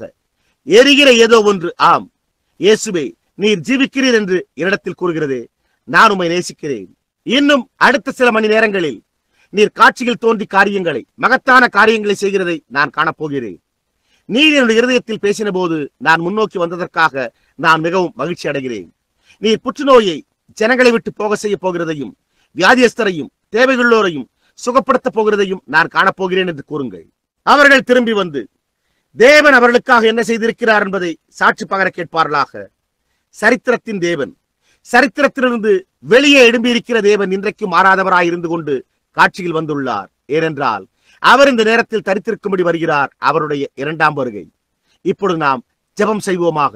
நீங்கள் ஒவ்வொருவரும் என்னோடு ஜெபம் செய்யுங்கள். அன்புள்ள தேவனே, இந்த 7 பேரையும் இப்பொழுதே நான் உமக்கு முன்பாக கொண்டு வருகிறேன். முதல் இரவே 7 அதிசய நட்சத்திரங்கள் முன்கொண்டு ஒப்புவிக்கப்பட்டன. நீர் உம்முடைய விலையேறப்பட்ட வார்த்தையில், என் பிதா ஒருவனை முதலில் எடுத்துக் கொள்ளாவிட்டால் அவன் என்னிடத்தில் வரமாட்டான், என்னிடத்தில் வருகிறவனை நான் புறம்பே தள்ளுவதில்லை, ஆனால் நித்திய ஜீவனை அளித்து கடைசி நாளில் அவனை எழுப்புவேன் என்று கூறியிருக்கிறீர். கர்த்தாவே, அது உம்முடைய வாக்குத்தத்தமாய் உள்ளது. உணர்ச்சி வேகத்தினால், குற்றவாளி என்ற ஒப்புதலின் செய்கையினால் இந்த 7 விலையேறப்பட்ட அதிசய ஆத்துமாக்கள் இன்றிரவு முன்னோக்கி வந்திருக்கின்றனர். ஏனென்றால் அவர்கள் தீர்க்கதரிசிகளிடத்தில் பேசின தேவன், குருடனான மனிதனிடத்தில் பேசின தேவன் இன்றைக்கும் இன்னமும் ஜீவிக்கிறார் என்று அவரை விசுவாசிக்கிறார்கள். அவர்கள் அவரை சந்திக்க முன்னோக்கி வந்துள்ளனர். வாக்குத்தத்தம் பண்ணின அந்த மாறாத தேவன் குஷ்டரோகியை அவனுடைய சொந்த பாளையத்திலேயே சந்தித்தவர். ஆற்றங்கரையிலே உதிரப்போக்கோடு இருந்த ஸ்திரியை சந்தித்தவர். மரணத்தை லாசருவின் கல்லறையில் சந்தித்து அவனை மீண்டும் ஜீவிக்கும்படி செய்தவர் இன்றிரவும் மாறாத தேவனாய் இந்த ஆவிக்குரிய மரணத்தை சந்திக்கும்படி இங்கே நின்று இவர்களையும் ஜீவிக்கும்படியாய் செய்கிறீர். அதாவது, என்னுடைய ஆவியின் நயமான வேண்டுதலின் பேரில் என்னிடத்தில் அறிக்கை செய்ய வந்திருக்கிற இவர்களிடத்திலிருந்து உன்னுடைய கரங்களை எடு. நான் அவர்களுக்கு நித்திய ஜீவனை அளிப்பேன். எந்த மனிதனும் அவர்களை என்னிடத்திலிருந்து எடுத்துக்கொள்ள முடியாதே. நான் அவர்களை கடைசி நாளில் எழுப்புவேன் என்று கூறுவீராக. பிதாவே, நாங்கள் அவர்களுக்காக உமக்கு நன்றி கூறுகிறோம். மரணமானது அவர்களை விடுவிக்கும் வரையில் அவர்கள் உம்முடைய கரங்களில் விசுவாசமுடையவர்களாய் தரித்திருக்க வேண்டும் என்று நாங்கள் ஜெபிக்கிறோம்.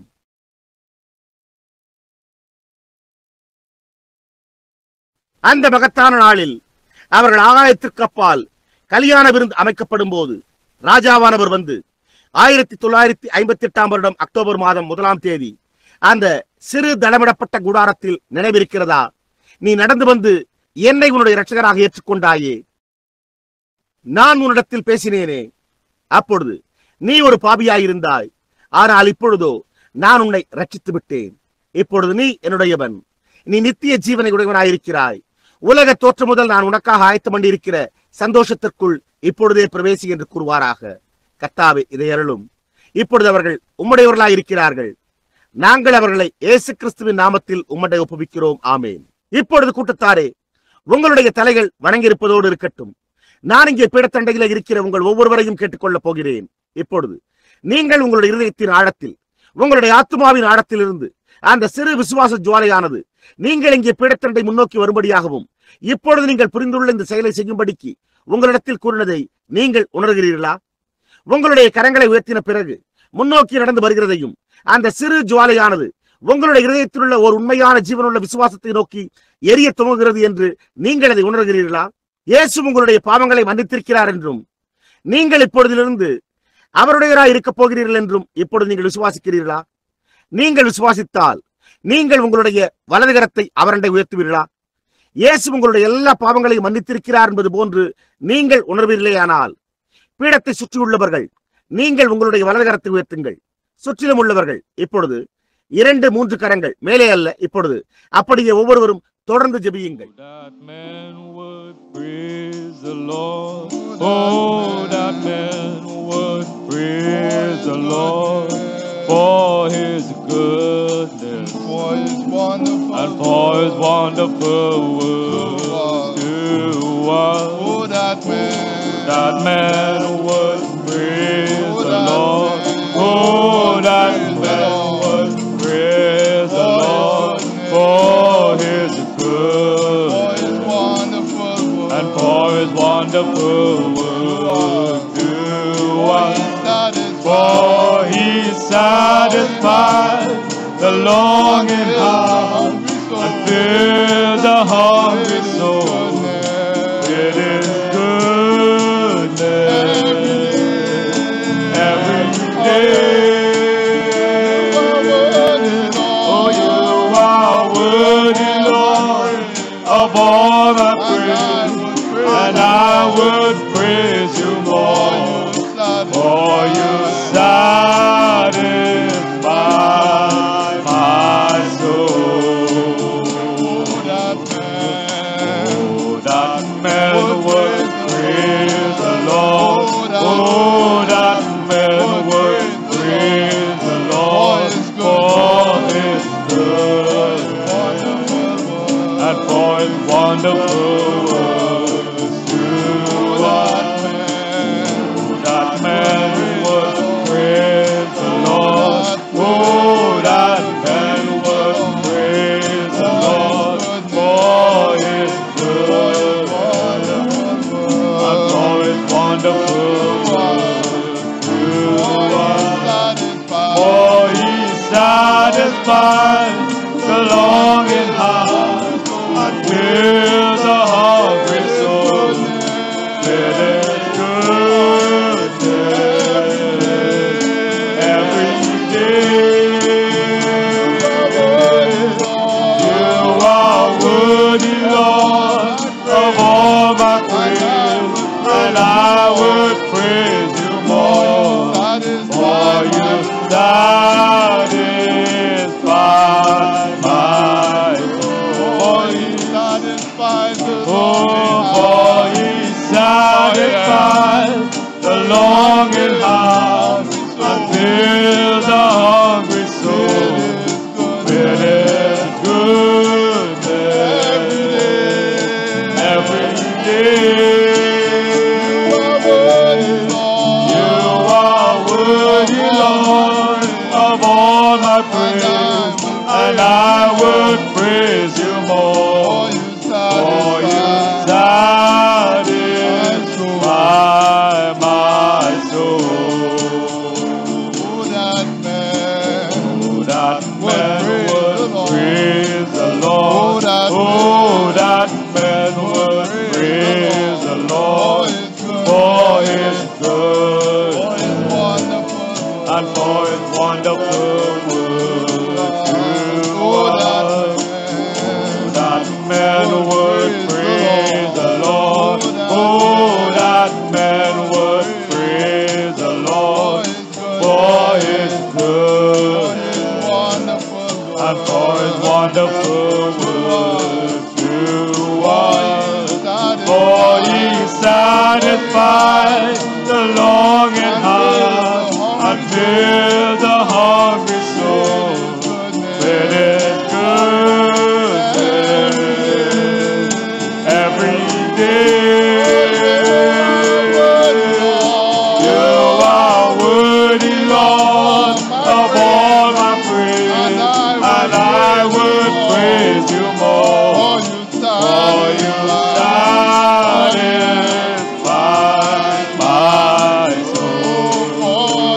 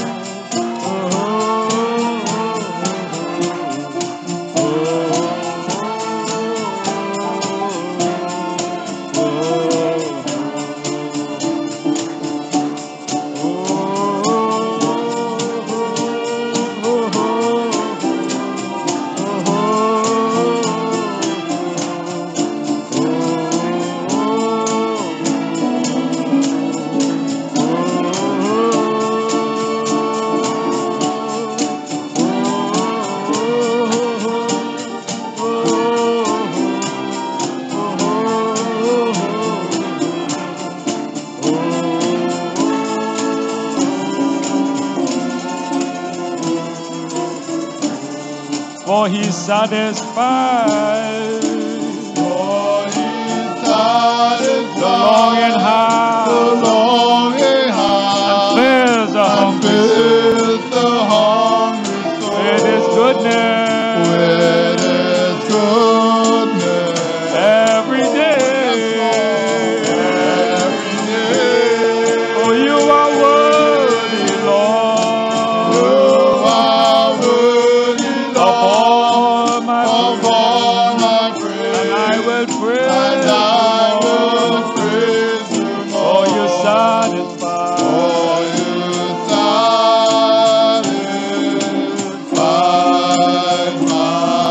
Oh, for He satisfies the long and high.